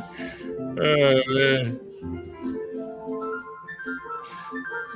Yeah, he looks, bro, the haircut makes him look, I don't know, it looks just bad. It's a bad haircut, bro. I don't care. Yeah, absolutely, J-Ham. You gotta fire that barber. I mean, he gave him like a fucking cheesy ass haircut, bro. It's terrible. Looks like a fucking Ned Flanders or something. Not even Ned Flanders. Looks like a dorky uncle or something.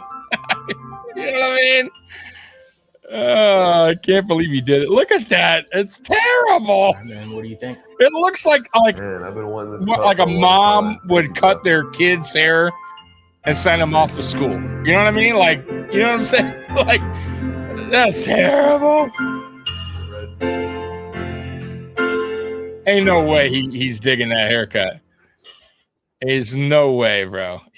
There's no way. That's like someone's mom, you know what I mean? Cutting your hair, bro. Like back in the day, bro. Can you imagine, bro, leaving a barber like that? Right, go ahead. All right, the Bengals did a promo theme. Let's see here. So 2 minutes long. Let's see what the Bengals do here. That time again. Every year, it's something you can feel. Old rivalries resurfacing. New chapters emerging. Memories waiting their turn.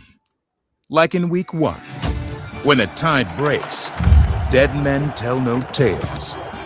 Then, So they're doing like an NFL Breaking news promo just coming into type the and in the thing? division, identities rebuild. But here, the standard never slipped. And in that quiet consistency appears an edge that speaks for itself. These games come down to the final breath. Nothing escapes untouched. Bringing the heat in week 5 as we head into a clean house. Oh, excuse me for a second. As I was saying, we're division rivals. You can't back out of this one. Little lazy. We've seen this before. say. Moments that define Little lazy seasons. on this The one. fans packed the place like it was theirs. This time, it is. The standard Pájaros sucios no pertenecen a Madrid. Right. Defending a You legacy ain't that lying, was bro. built to be more relentless than Yeah, theirs. this is bland. This We're is just getting started. this for is Monday not much Night to it. Football. Like, For you week know, 12, none of it's their no players were surprise to involved. Bayou boys. You know what I mean? Like, And for week this is 13, all, Babel you know, of Ohio. them sending it to Now it's some, time you to know, have some fun. people that edited The and do their own. continuation of an old story. But nobody was Some involved. You know what I battles mean? don't Like, end. They just return home. And as they say, keep pounding. Keep your friends close, but your neighbor. all right, I think we could stop that one. That one there, not impressed. Not impressed. Yo, what up, Matt Chatter? Yeah, well, I've been on here 3 hours. We're going through all the schedule release videos. It's like they left one person in charge to make this. Yeah, exactly. That was a very lazy, bland release video. Now it wasn't as lazy as the Lions, right? I still have the Lions as being the absolute laziest schedule release. 27 seconds long, right? I think it was like 27 seconds. Terrible. But this is bad. This is like there's nothing to it. Disappointing if you're a Bengals fan watching that. All right, let's see here. This is the 49ers. Almost 3 minutes long. Let's see. It's a glorious day out here today on the dawn, the 80th anniversary of the San Francisco 49ers.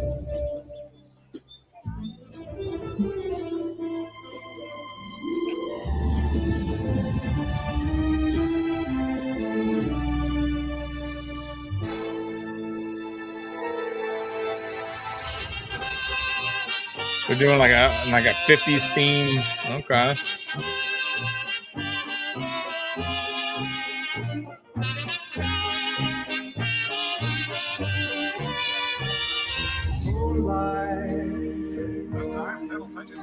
In your eyes.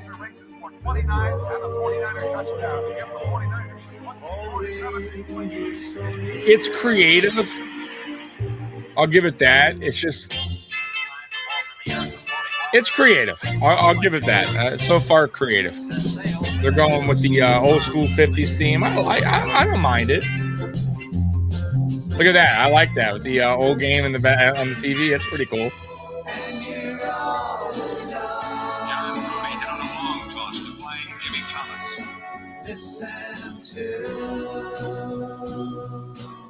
And they're switching up the music. Are they going for years, possibly? I think they are, right? Yeah, for the years. I just caught on to that. I don't know why they catch on to that. You know what? Very creative. Very creative. Yeah, you're right. I don't know why I didn't catch on to that. Yeah, you know what? This is pretty good. Pretty creative. Oh, yeah.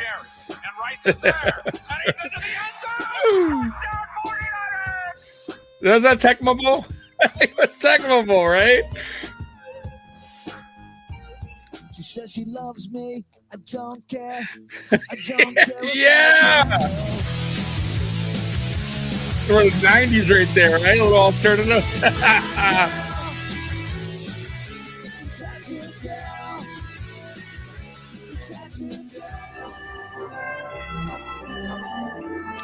Yeah, this is good. This is good. No doubt about it. This one's good, dude. They put work in. Good editing. I like how they transition to the music, you know, to go with the year. Yeah, I'm good with that one. I like that one. Not my favorite, but creative. Absolutely. Good stuff, man. Not bad. Included all the Cali hits. Yeah. That's dope. Absolutely. All right, let's go see what else we got. I'll give that actually a heart here. The Ravens were wedding crashers. All right. Let's see here. Doing wedding crashing. All right. Hey, what's up, y'all? We about to go crash this wedding. Ciara and Zach, huge Ravens fans.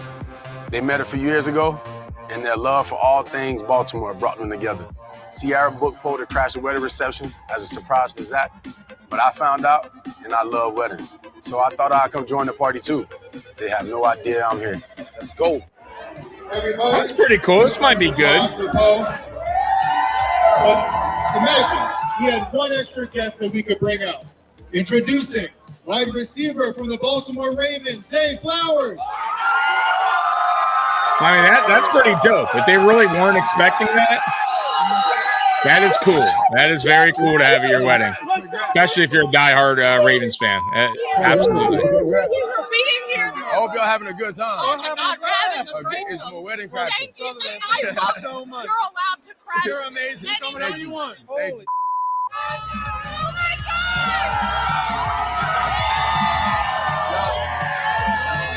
You like it? I thought you thought he was going to be the bird. Let's go, Ravens! They should have probably done that, by the way. But this one for everybody. Unless they got a surprise Everybody that, tickets to a like the game bird this year. is somebody. Thanks to SeatGeek and the Ravens. Congrats. Pretty dope. You surprised the right guy. You are shocked this entire party. We're going to a game. What game are you going to? Your hands in the sky. Feeling all right. Yeah, I like it. That was good. Feeling all right. Let me see your hands in the sky. Let me see. Feeling all right. Let me see. Epic wedding for them for sure. Like they will never forget that day. Very good. I'll give that a heart too on that one. All right, the Vikings have a 17-course meal. I mean, I guess we're in it now, right, guys? I guess we're. Are you guys with me? I'll continue to go. If you guys want me to continue to do this, go through the videos. Because I think we're not even halfway through. You want me to keep going? I'll keep You've going. had a chance to look at the menu. Anything stand out for you tonight? Hey, Chris Jericho. Honestly, all right. Everything looks pretty good. Well, you are absolutely correct about that. We have a very balanced menu. As you can all right, see. J-Ham. 17 different dishes, each one sourced with ingredients from across the country. Week 9 has recently been reviewed. As I'll do the whole thing. I like Jericho. You made the list. Okay. Do we have any allergies? No. Just cables and camera wires. This is going to take a long time to prepare. It's a lot of food. So is that okay? That was a shot I got at time. something. You guys got to let me know. Sounds good. For sure that was a shot. Every dish. I missed who they're taking a shot on. But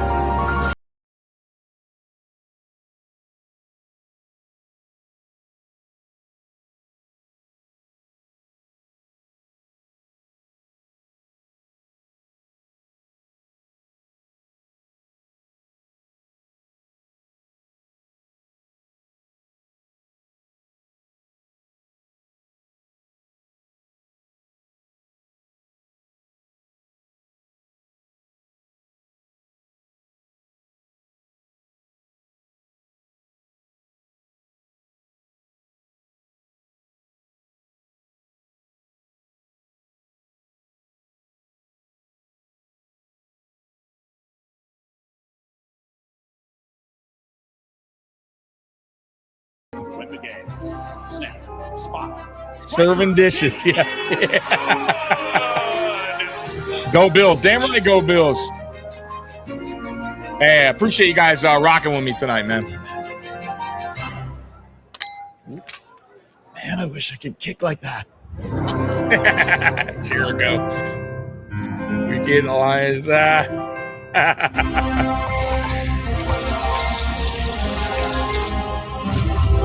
Hey! The Buffalo breaking the table. The Wings breaking the table. Yo! There we go. I like it. That was good. Go Bills. Damn right, go Bills.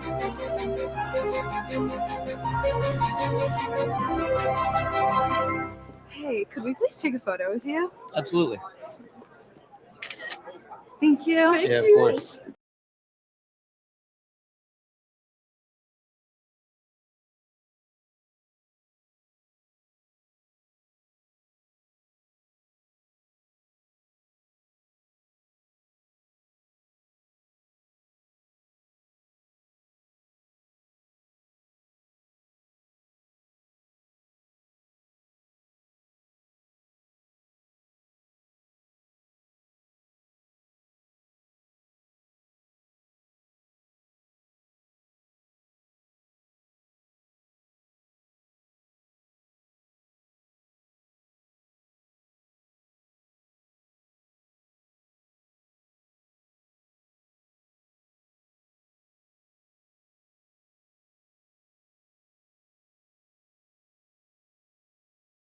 Really? Oh, dude. Whoa. Did they really? Well, I don't know if we can I don't know if we can we see that in that one? Let me see here.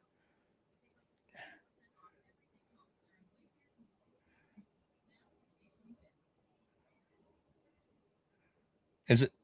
I don't see it. Where do you see Rossini juice? Where do you see that?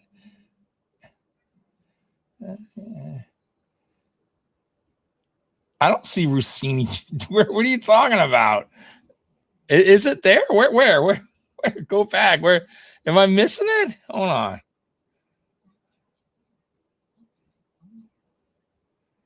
I don't see it.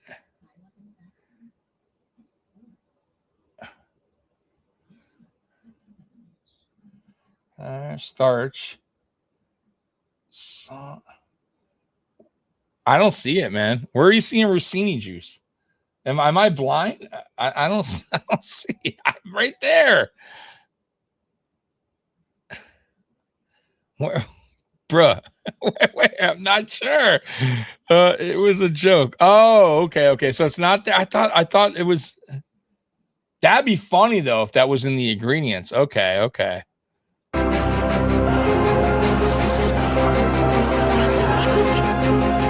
So I thought that was pretty good. I thought that was pretty funny.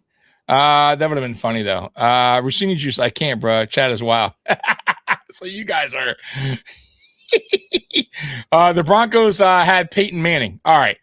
I think Peyton Manning is damn funny. I don't know about you guys, but when I first saw him on SNL years ago, when he was still in the NFL, I believe he's still in the NFL. Bro, I thought he was hilarious. He's a character. Like, not a lot of pro athletes have that in them. And dude, he's funny, bro. All right, but let's see what he does here. Broncos have Peyton Manning. All right, let's see. Hey, what are you doing? Snapchatting? Peyton is awesome. He is, right? I know what you're doing. Are you memes maxing? That's actually not a thing. And while I was doing some homework, now I'm checking to see if the Broncos schedule release videos out yet. Eli's funny too, by the way. Are you kidding me? Mosey, back when I played, we had to read the newspaper to find out who our opponents were. We didn't have the internet back then. I'm pretty sure you had the internet your whole career. I'll have to fact check that. I know one thing, there were absolutely no schedule release videos. Mom said you've been in schedule release videos. Huh? How do you know that? All right, let's just see what's on TV. Welcome to the den. What do we got? Male, mid-30s Steelers fan, suspected pierogi overdose. His friend said he ingested 40. 40. We got a code blue. And orange? Yes. Orange and blue. Let's go see some fans, people. Fanxiety XR provides long-lasting relief from the overwhelming anxiety that comes with traveling to Denver. I definitely get worried going anywhere with my husband. Bills fan. His life would be so much easier if he wasn't doing this. Table. I'm Bo great. Nix, and I'm going to throw this 52-8. Unbelievable. This guy is in every single commercial. You're saying that? What? Kind of. That's in every commercial. That many commercials. Thank you very much. I have nothing left to look forward to except slicing my tomatoes, making dinner for my family, putting together this wedge salad. That's Denver great. International Airport is a This is hotbed of funny. secrets and mysteries. But what if I told you an alien mothership is being built right under your feet? Is the Golden Gate Bridge a portal to another dimension? Uniquely Broncos. So for you Miami fans coming here a mile high, look out and take cover because we are calling for a sack storm warning. The Rocky Mountain equine patiently waits for his opportunity to strike. Watch as the Jaguar has no look at the idea Jaguar. what is walking into. You This just is good. Peel off the adhesive magic strip, tear, and apply. Bam! Now watch this. Bam! Yeah. And Fucking bam! terrible Jets. Bam! Did I do something wrong? So you're a big Chiefs fan? Yeah, my whole Oh life. wow, You know, they're it's doing funny like a Sting because thing. Looking at your Instagram page, I noticed Yankees, Lakers in 7. Saw you wearing a Patriots jersey back in 2021. Wow. Do you see why this looks bad for you? That's fucking great. The Super Bowl 50 commemorative chain got the strong gold links, and it's only $19.95. Look, that ain't going nowhere. But wait, if you call before the Raiders game, I'll give you 2 for the price of 1. Now let's take a call from a recent satisfied customer, Mike C. How's it going, baby? I don't get it. How do you know who the Broncos are playing? Seriously? Just click the guide button, Please? please. This could be yours. Hey. What are you doing, Snapchat? That was good. That was good. I wouldn't put it as my best still. I still think, in my opinion, the Chiefs have right now the best one. Let me know in the chat though where you got like your top, just say top 3 like so far. Yeah, anything with Peyton is good. Catch a Predator. Yes, that's what they did. That's what it was. Yes, that's great, dude. Let me know so far what your guys' top 3 are. The Bills, we already did that one. Terrible. I mean, not terrible, but the beginning was good. The ending just fell flat. The Dolphins had Rick Ross. Oh boy, let's see Rick Ross. I hate the Dolphins, but we'll watch it. Here in Miami, it's a new chapter for Ross and the Dolphins. Rick Ross, who, by the way, wears Buffalo Bills gear. I don't know if you ever saw that. But I don't know much how he's a Dolphins fan. He's rocking Bills jerseys. To bring them. Mr. Ross is here. He has to talk to a few guys. You're one of them. Mr. Ross is here today. Mr. Ross wants to see you. Oh, they probably think it's the owner, Stephen Ross. Okay. Who else? Willie Gay. I'm looking for him. Willie Gay. Mr. Ross needs to see you. Why are we getting mic'd up? What y'all got going on all these cameras, man? I'm nervous. Like they think they're getting fired or something by Stephen Ross. Maybach music. Come on in. Come on in. Whoa, Mr. Ross. The boss. What's up, baby? It's the other Mr. Ross, but Jose got you. I had to And give you this that one. 205 Miami salute. What you most excited Not for this doing season? it for me. stay working. Ain't no days Gotta be off. honest with you. Chasing something greater than himself. Get to them Just- playoffs, man. Handle business regular season. The new bonds we get to build with teammates, coaches. I mean- this is a new brotherhood. This real talk right here. This doesn't seem like a scheduled release video, does it? That all day lineup was different. It just doesn't. That's that talk we love. That's that talk we need. The fizz is up, baby. I'm talking about all It's Dolphin football. This seems just like a regular like video they would add on their website, on their YouTube channel or something. You know what I mean? Like, I don't know. Just not doing it for me. Oh, Big Stevie. How was it doing my job today? It's handled. Fins up. Let's go, baby. They're ready. Are you ready?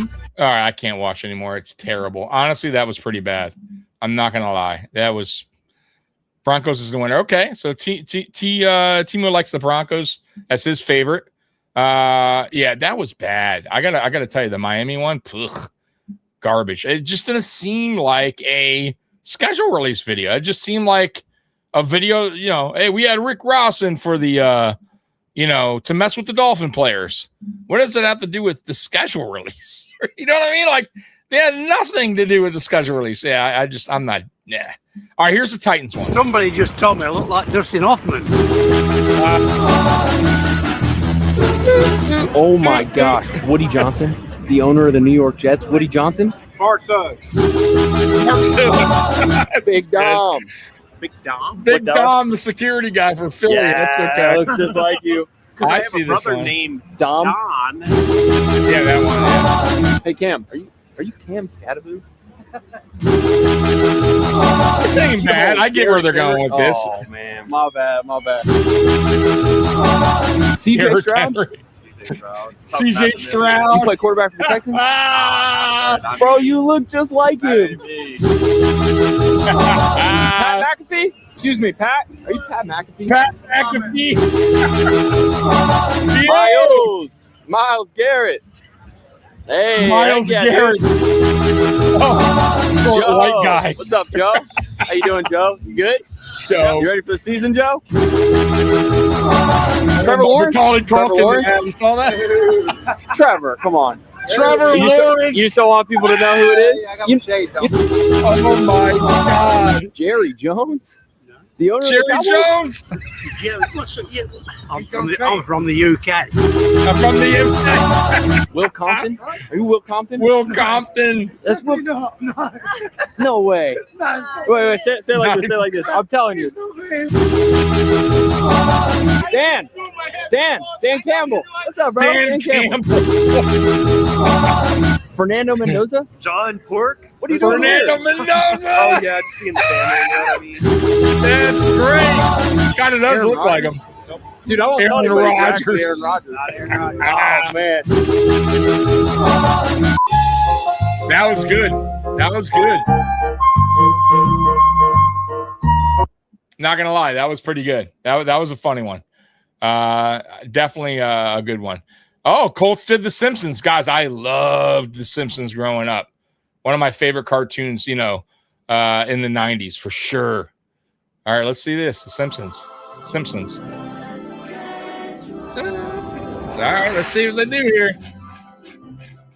Anything Simpsons, I'm probably going to like. So.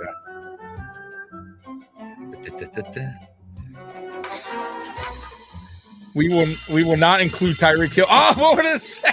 I got to read it. Gotta read that. Let's see what they say. Will not include Tyreek Hill in these videos. Okay.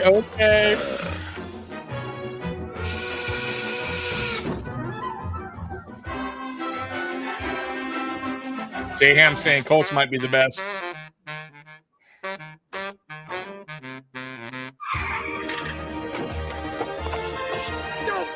No.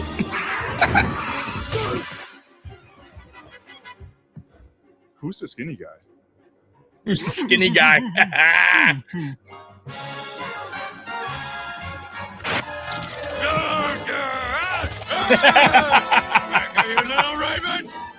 You're a Raven.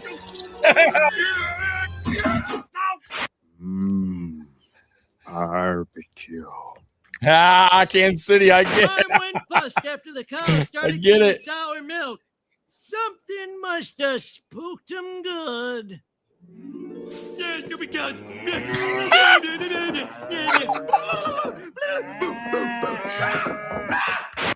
Oh, this is great. This is good.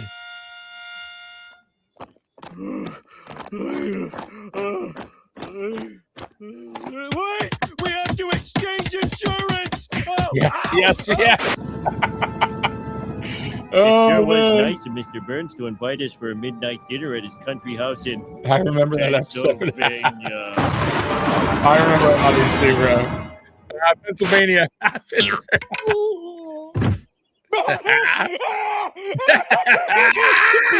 This grind, it works at so many levels.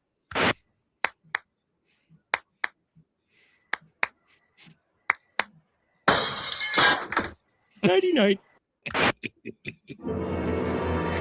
The Jaguars. That's good. Promise not to laugh. I always wanted to own the Dallas Cowboys. Big time the Dolphins. I remember this episode, by the way. Come on, lads. Let's drive them back to the ocean. Yeah, that's right. Son, I represent a group Texans of oil again. tycoons who make foolish purchases. New York is a hellhole. You know how I feel about hellholes. Well, Yeah. my belt. Bye week.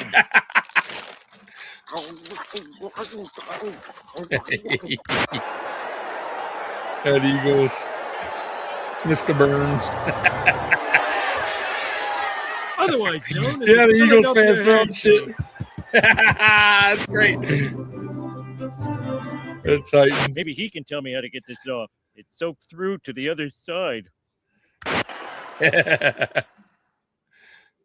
Boring. Yeah, Florida, ripping the Browns. That's great. America's wing. Oh man, dude, that was good. That was definitely good. Yeah, I'm good with that. I like that. Creative, funny. Yeah, and you can't go wrong when it comes to the Simpsons. All right, the Saints did a weather forecast. All right, let's see what the Saints did here, guys. Saints did a weather forecast. Let's see what we got. Good memories. Yep. Good evening. I'm Hoda Kotb. We begin tonight with a very special forecast, and it's looking a little competitive. Margaret? In New Orleans, we know a thing or two about tracking storms. I've been asked to take a look at That they what do. could be a threat this season. So here's a deep dive into what's in store because we want you to be prepared. We want you to know what's going to happen. The Carolina Panthers are going to try to build on their winning 2025 season, but the Saints' fast young offense is going to be like a squall line moving through the Panther defense. Now, a huge heat dome is plaguing the Atlanta Falcons. They are feeling fried after an 8-season losing streak. The area is now under a decades-long choke advisory. Wow. They're not going This to get is- any relief when they enter This Caesar is Superdome. starting off good. You know, I almost Some feel sorry shots. for them. Wait, is it possible? Choke to feel advisory? sorry for the Falcons? That's fucking great, dude. No. A tropical system seems to be forming off the coast of Florida with extreme highs and lows the same day. Wow, The winds are strong, disorganized but the consistency disturbance. remains out of the Caribbean. Whoa, Likely shots original being landfall. fired Hey, here. let's check in with Jim Cantori. Wow. Yeah, thanks, Margaret. From what I'm seeing from some of the short-range computer models here is the impacts should stay below concern. So I'm going to stand down. Even though the heading to Saints New are Orleans for terrible. this one. But I like The it. forecast out west is showing extreme heat, scattered hope, Yeah, absolutely, and no Jam. clear direction on the horizon. The chance of any big change out there, unlikely, because nothing Wow. ever fully develops there. Wow. Let's check in with Shelby. Let's Wow. Thanks, Margaret. We're taking a look at expected conditions around the Superdome this fall. And right now, conditions are calm. But in just a few months, the entire area is going to be under constant pressure. The biggest threat, crowd volume. We're expecting sustained noise levels above Okay. 100 decibels, false starts, and very limited communication for visiting systems. Yeah, Margaret, back to you. absolutely. I'm with you. Now, looking to the Midwest, bear activity is high. Locals are warning, stay indoors to avoid danger. However, experts are saying you can't trust the podcasters declaring Wow. them contenders again. Radar clearly shows I like it. there's limited I like passing conditions. Now, looking over at Cincinnati, This is good. although it does look better from a distance, not unlike skyline chili, it's humid and Wow. unsettled. Just expect a weak Weak front. Let's head over to the other side of the pond. For our opponents, there is chaos on the charts. There is no clear path. There's a lingering climate of uncertainty. They'll need a certain je ne sais quoi to turn things around. All right, folks, a lot of noise in the models, a few flakes of real risk, but nothing looks poised to rain on our parade. So keep your umbrellas handy, your eyes on the updates, and your spirits high. Hoda, back to you. That was good. I like that one. Creative, taking shots at teams. I'm with that. I'll give that a heart, man. What do y'all say? I think that was pretty good. That was pretty good. Creative, funny, took shots. Yeah, I like it. Even though the Saints are terrible, but I like that. The Steelers had security. This is a long one, 4 minutes and 40 seconds. Let's hope they deliver. All right, now I know it's your first day at work, but you're joining us at a very important time, the schedule release. It's going to be our job to protect and deliver. But first, I want to show you our ride around the facility when we do our security checks. Great, thanks. I know I'm not from around here, but what's up with all the chairs? Well, how else are people supposed to reserve their parking spot? Oh, look. Hey, Coach! Hey, good evening. How you doing? Don't salute. Don't. I thought. No, no, come on. I don't get the chair thing, but okay. Hey, Leah. Our mom makes good pierogies. What's a pierogi? Come on. You know what I think my favorite thing about this Steelers team is just how Yinzer, the entire coaching staff, team, organization. There's fries on top of everything, as it should be, as the good Lord would want it to be. Here we go. G-Chet? I'm sorry, what? G-Chet. Still nothing. Did you eat yet? Better for That's winning completely franchise different other than than what you just said. No, maybe it's better not. suited for The Buffalo. reason I ask is we have this amazing cafeteria with an amazing chef. Chef, I need fries. Fries, sir. We got fries on salad. We got fries on Sammy's. Fries on pizza. No, They Chef, I do need more put, fries. by the way, they put fries on fruit, fries on like mac and cheese. Chef, hit it a with lot some of fries. things Fries over on there. jelly, So fries that in is coffee, a fact. Fries and smoothies. That's good. Yeah, I Does don't know about that, everything have to have fries on it? but they do. and It's a thing there. I don't know why. That's funny. They put it on their I think it's gonna cheesesteaks. Fit right in. I do. I wasn't joking. All right, now listen, around here, we ain't late for work. Trains run on time, okay? And the city can be tricky, so leave early. The tunnels are closed. You're going to have to go up, down, and around, okay? You may make a left and see a bus sticking out of the street. And God forbid, you get behind 3 jagoffs trying to make a Pittsburgh left, I'll never see you again. You got it? No. Good. All right, guys, I need some Pittsburghese enthusiasm. I get what you're saying on that one, by the way. It took me a second to Going downtown. get where you're coming from, but I get it. You're right. This is for people who just moved here. I gotta say, right now, it's I am tricky. like Come back. not feeling this one, man. I'm gonna cut this short. He's good. He's good. I'm not feeling it. Are you guys feeling this one? Just not. It's like kind of boring me to death. So we're gonna skip that one. You got the Raiders here, 2 minutes long. Fernando Mendoza. All right, let's see.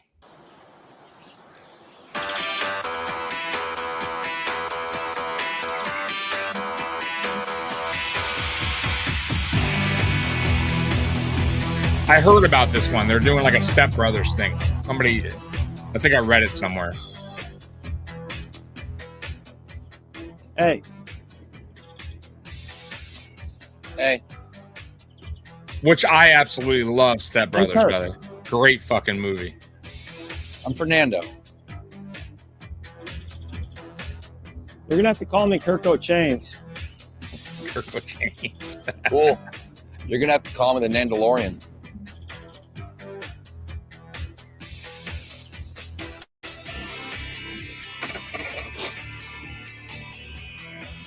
J Ham says this one's really good. Okay.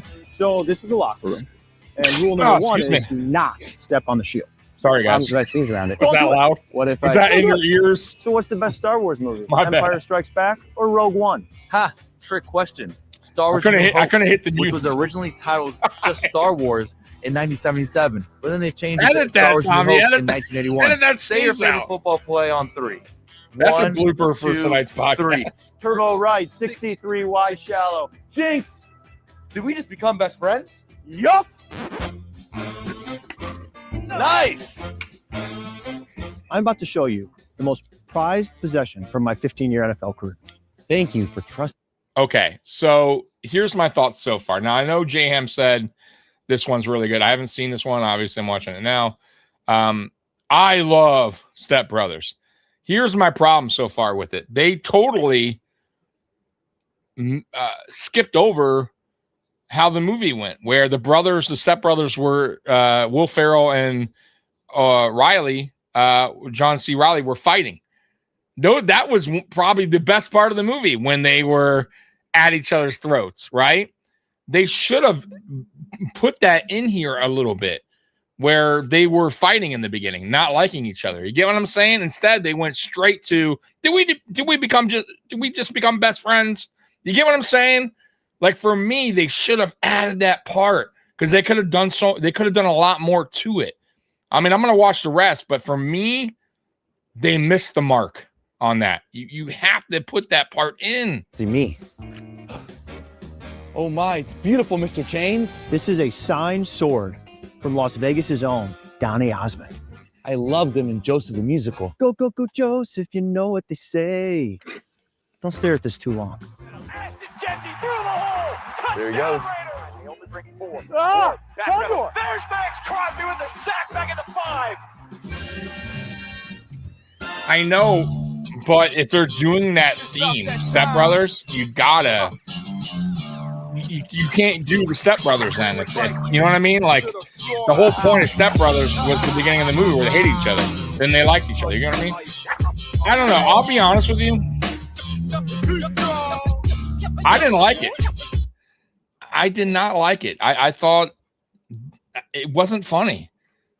I don't know. I mean, it could have been so much better. It could have been so much better. I think they missed the mark. I really think they missed the mark. And they should have, if those two guys, because, you know, there's not fightable guys or whatever, that's what you know what I mean? Like, then don't do the Step Brothers theme and the schedule release. You know what I'm saying? Like, so for me, I think they missed the mark. I really do. I don't know. That's just my take. I'm sure other people's. Now, this is the Chargers one, and I heard the Chargers took some shots, and I did see a clip. I'm not gonna lie, I did see one clip where the Chargers poked fun at Keon Coleman.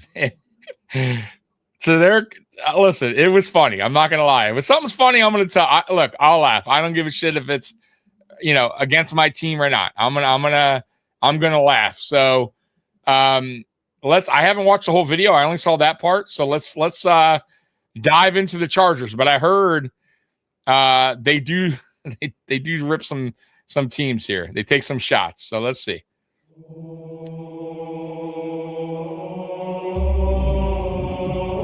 Yeah, they went for Keon. Yes, they did. I did see the clip. So let's see.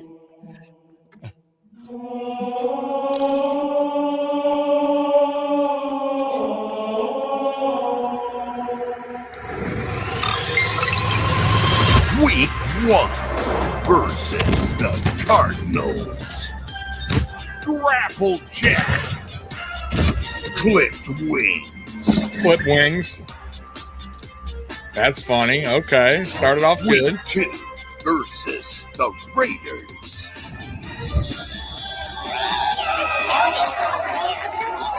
Wait a minute. Are they making fun because they're all in jail? Dude, keep being patient with you. That is fucking great, bro. It's fucking funny. Are they? Bro, they're cutting on them because, dude, that's a shot. That's fucking funny, dude.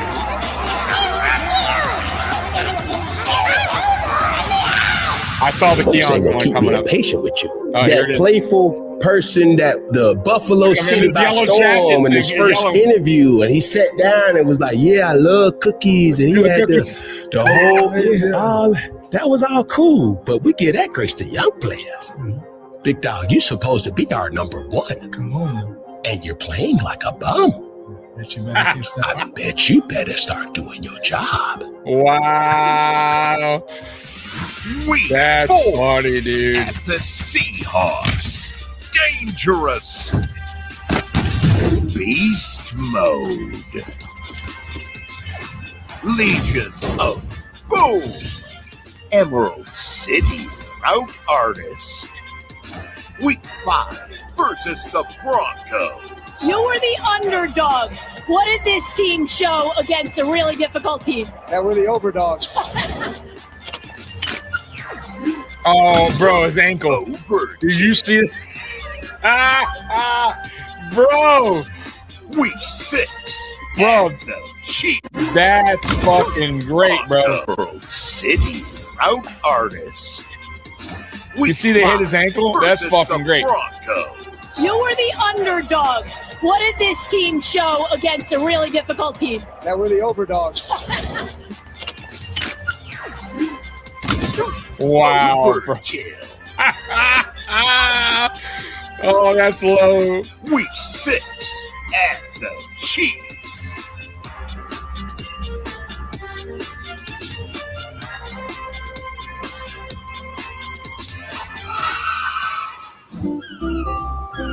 I must have missed it. Did they rip on him there somewhere?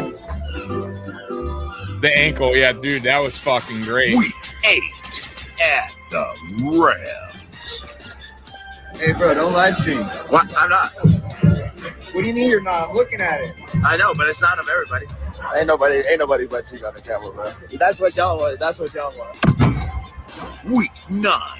They must have been making fun of somebody screaming, Houston huh? 19, Have Chicago it. 13. Hey, good job out there, bro. Yeah, Hey, keep going. stop taking those hits. Yeah, I know. Hey, learn, look, come here. Learn from those mistakes and everything that you got. Bro. You already, bro. You're gonna be a hell of a player in this league. Bro, that is CJ Stroud talking to Caleb Williams. They are taking a shot at fucking CJ Stroud here, bro. Absolutely they are. Week 10. Oh, dude, that's the great. Ravens. Pass the physical. Pass the physical. No, they didn't, bro. Oh, dude, this is good. 11 versus the Jets. Record 1 interception. Record 1 interception. That one, my goodness, nearly picked. It is almost picked. Wow, dude. Week 12 versus the Patriots. Conquer the cupcakes. The cupcakes.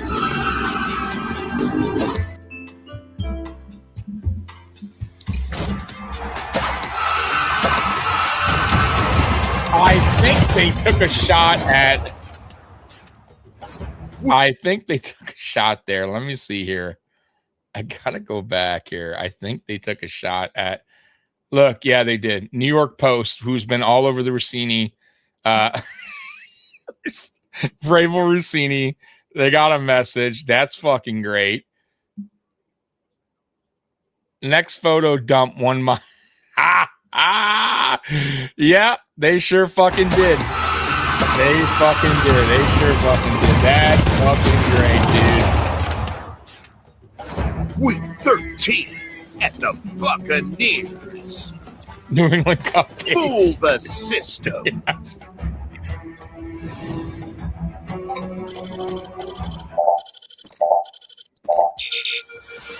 Week 14 at the Raiders.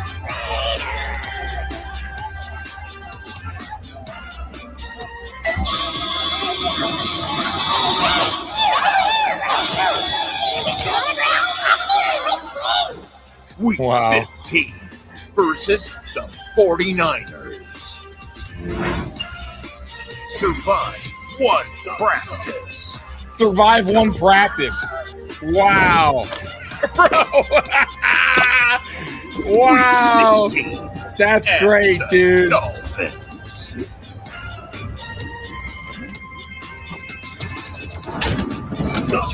Casualty. Sunk cost. The liquidated asset. Casualty. Week 17 versus the Chiefs. Conceal the truth.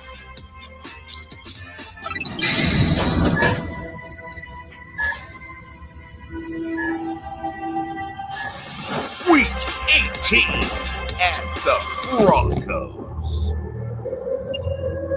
Finish the fight.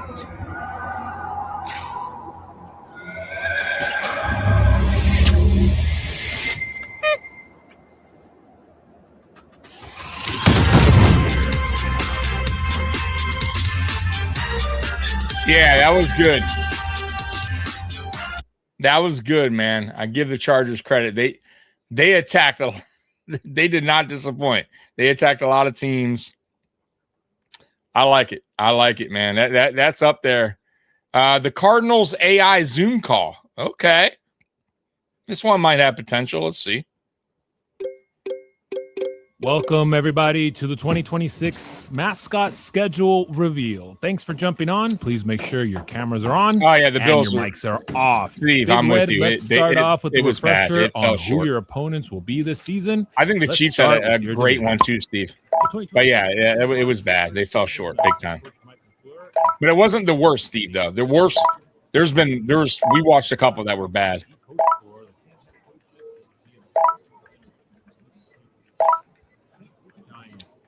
Arizona, you guys have the NFC East this year. The Eagles. Man, I can't read that.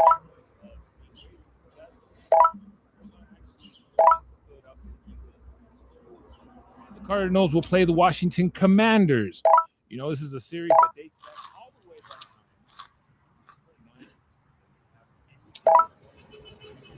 I don't know about this one. I'm gonna stop this one because I just AFC West starting. I don't get it. I mean, maybe I'll go back to it later when I can see what they're. Maybe I'll get it when I can read what's going on in the thing. Keanu revenge game coming.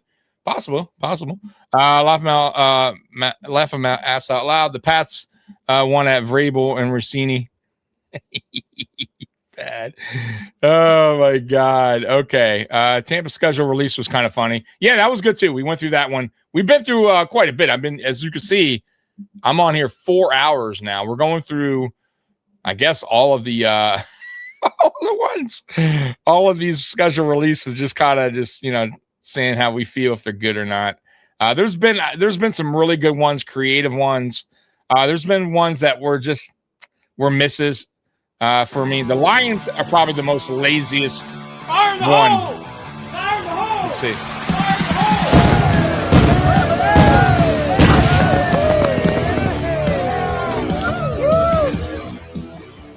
All right, let's see what the Panthers do. Fire in the hole! Taylor, don't be soft. Hurry up. 3, 2, 1. Just blowing shit up. I'm a professional.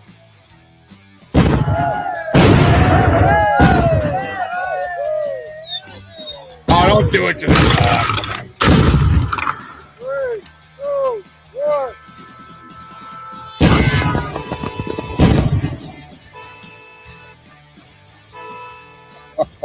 Yeah, I'm happy I had you this.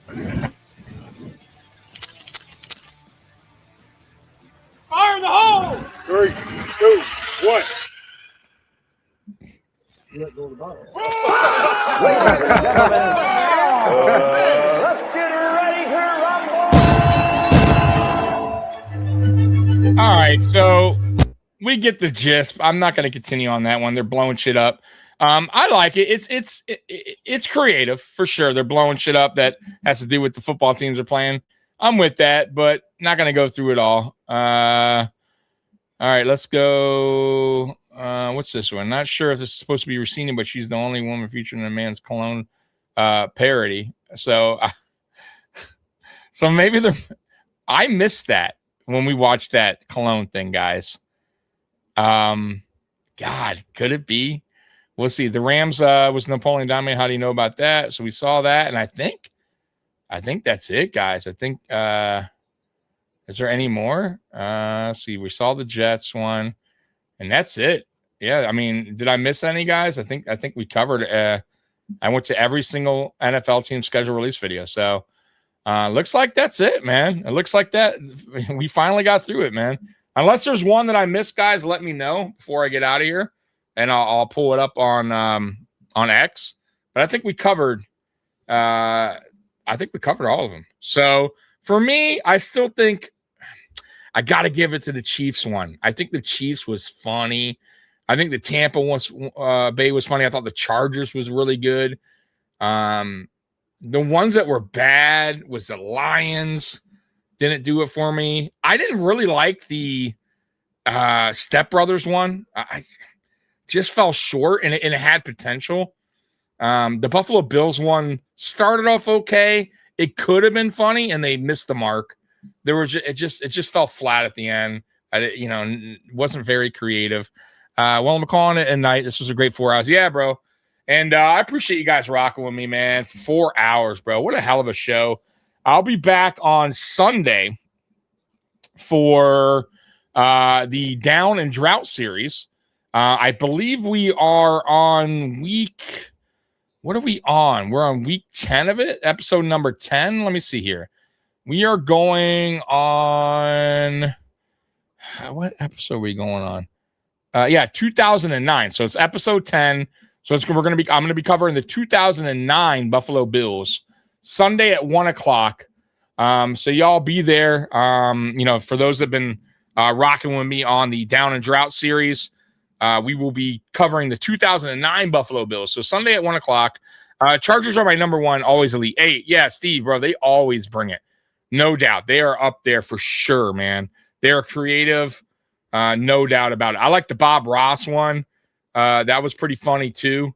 There were some really good ones, and there were some ones that fell flat or just were bad. Like the Jets one was terrible with the painting. The Rams, was it the Rams that did the artsy, which was like a Napoleon Dynamite, but it just was boring to me. So yeah, I mean, for the most part, there was a lot of good ones and some bad ones. So. But anyways, I'll see you guys Sunday at 1:00. Appreciate you guys rocking with me tonight. I had a great time with you guys. So, and then Monday, I'll be back Monday night uncensored at 10 p.m. and Mikey will be on that show. And we'll talk more about the schedule and other stuff. So, Bills Mafia, have a good night. I love you. And as always, go Bills. Oh, wait, we got a super chat. You know what I do with super chats? Every super chat gets that Bills train horn. Let me go ahead and hit that.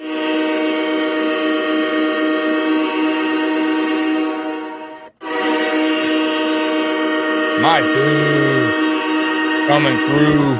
Godzilla, go Bills. Thank you so much for the super chat, man. I appreciate you rocking with me for 4 hours tonight. Walter, our whole division had garbage release videos. They kind of did, right? Yeah, the Jets were bad. Ours was bad. The Dolphins, listen, at least ours was somewhat, they were trying to be somewhat creative with it or different. The Dolphins did a fucking Rick Ross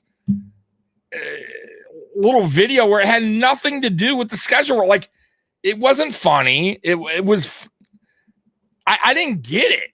Like, it was bad. The Jets was boring. The Patriots, I don't know why I don't even remember the Patriots one. Did I like the Patriots one? Let me go back and see the Patriots. Hold on. This way, because I don't want to say I didn't like it and be wrong. Okay. You know what? I take that back. So the Patriots one, though it wasn't like crazy creative or anything like that, I thought it was pretty funny in terms of, man, the players probably had a fucking blast on the roller coaster, right? You know what I mean? And it's, doing the schedule release like while they're on the roller coaster. I thought that was pretty cool. Like, you know what I mean? Like, at least they had fun with it. It wasn't super creative, but it was fun. But yeah, I mean, overall, you're right. Like the East, they didn't really represent well in the schedule release. But anyways, I'm out of here. Bills Mafia, I love you. As always, go Bills. Peace out. Just let your soul go. Just let it shine through. Just let your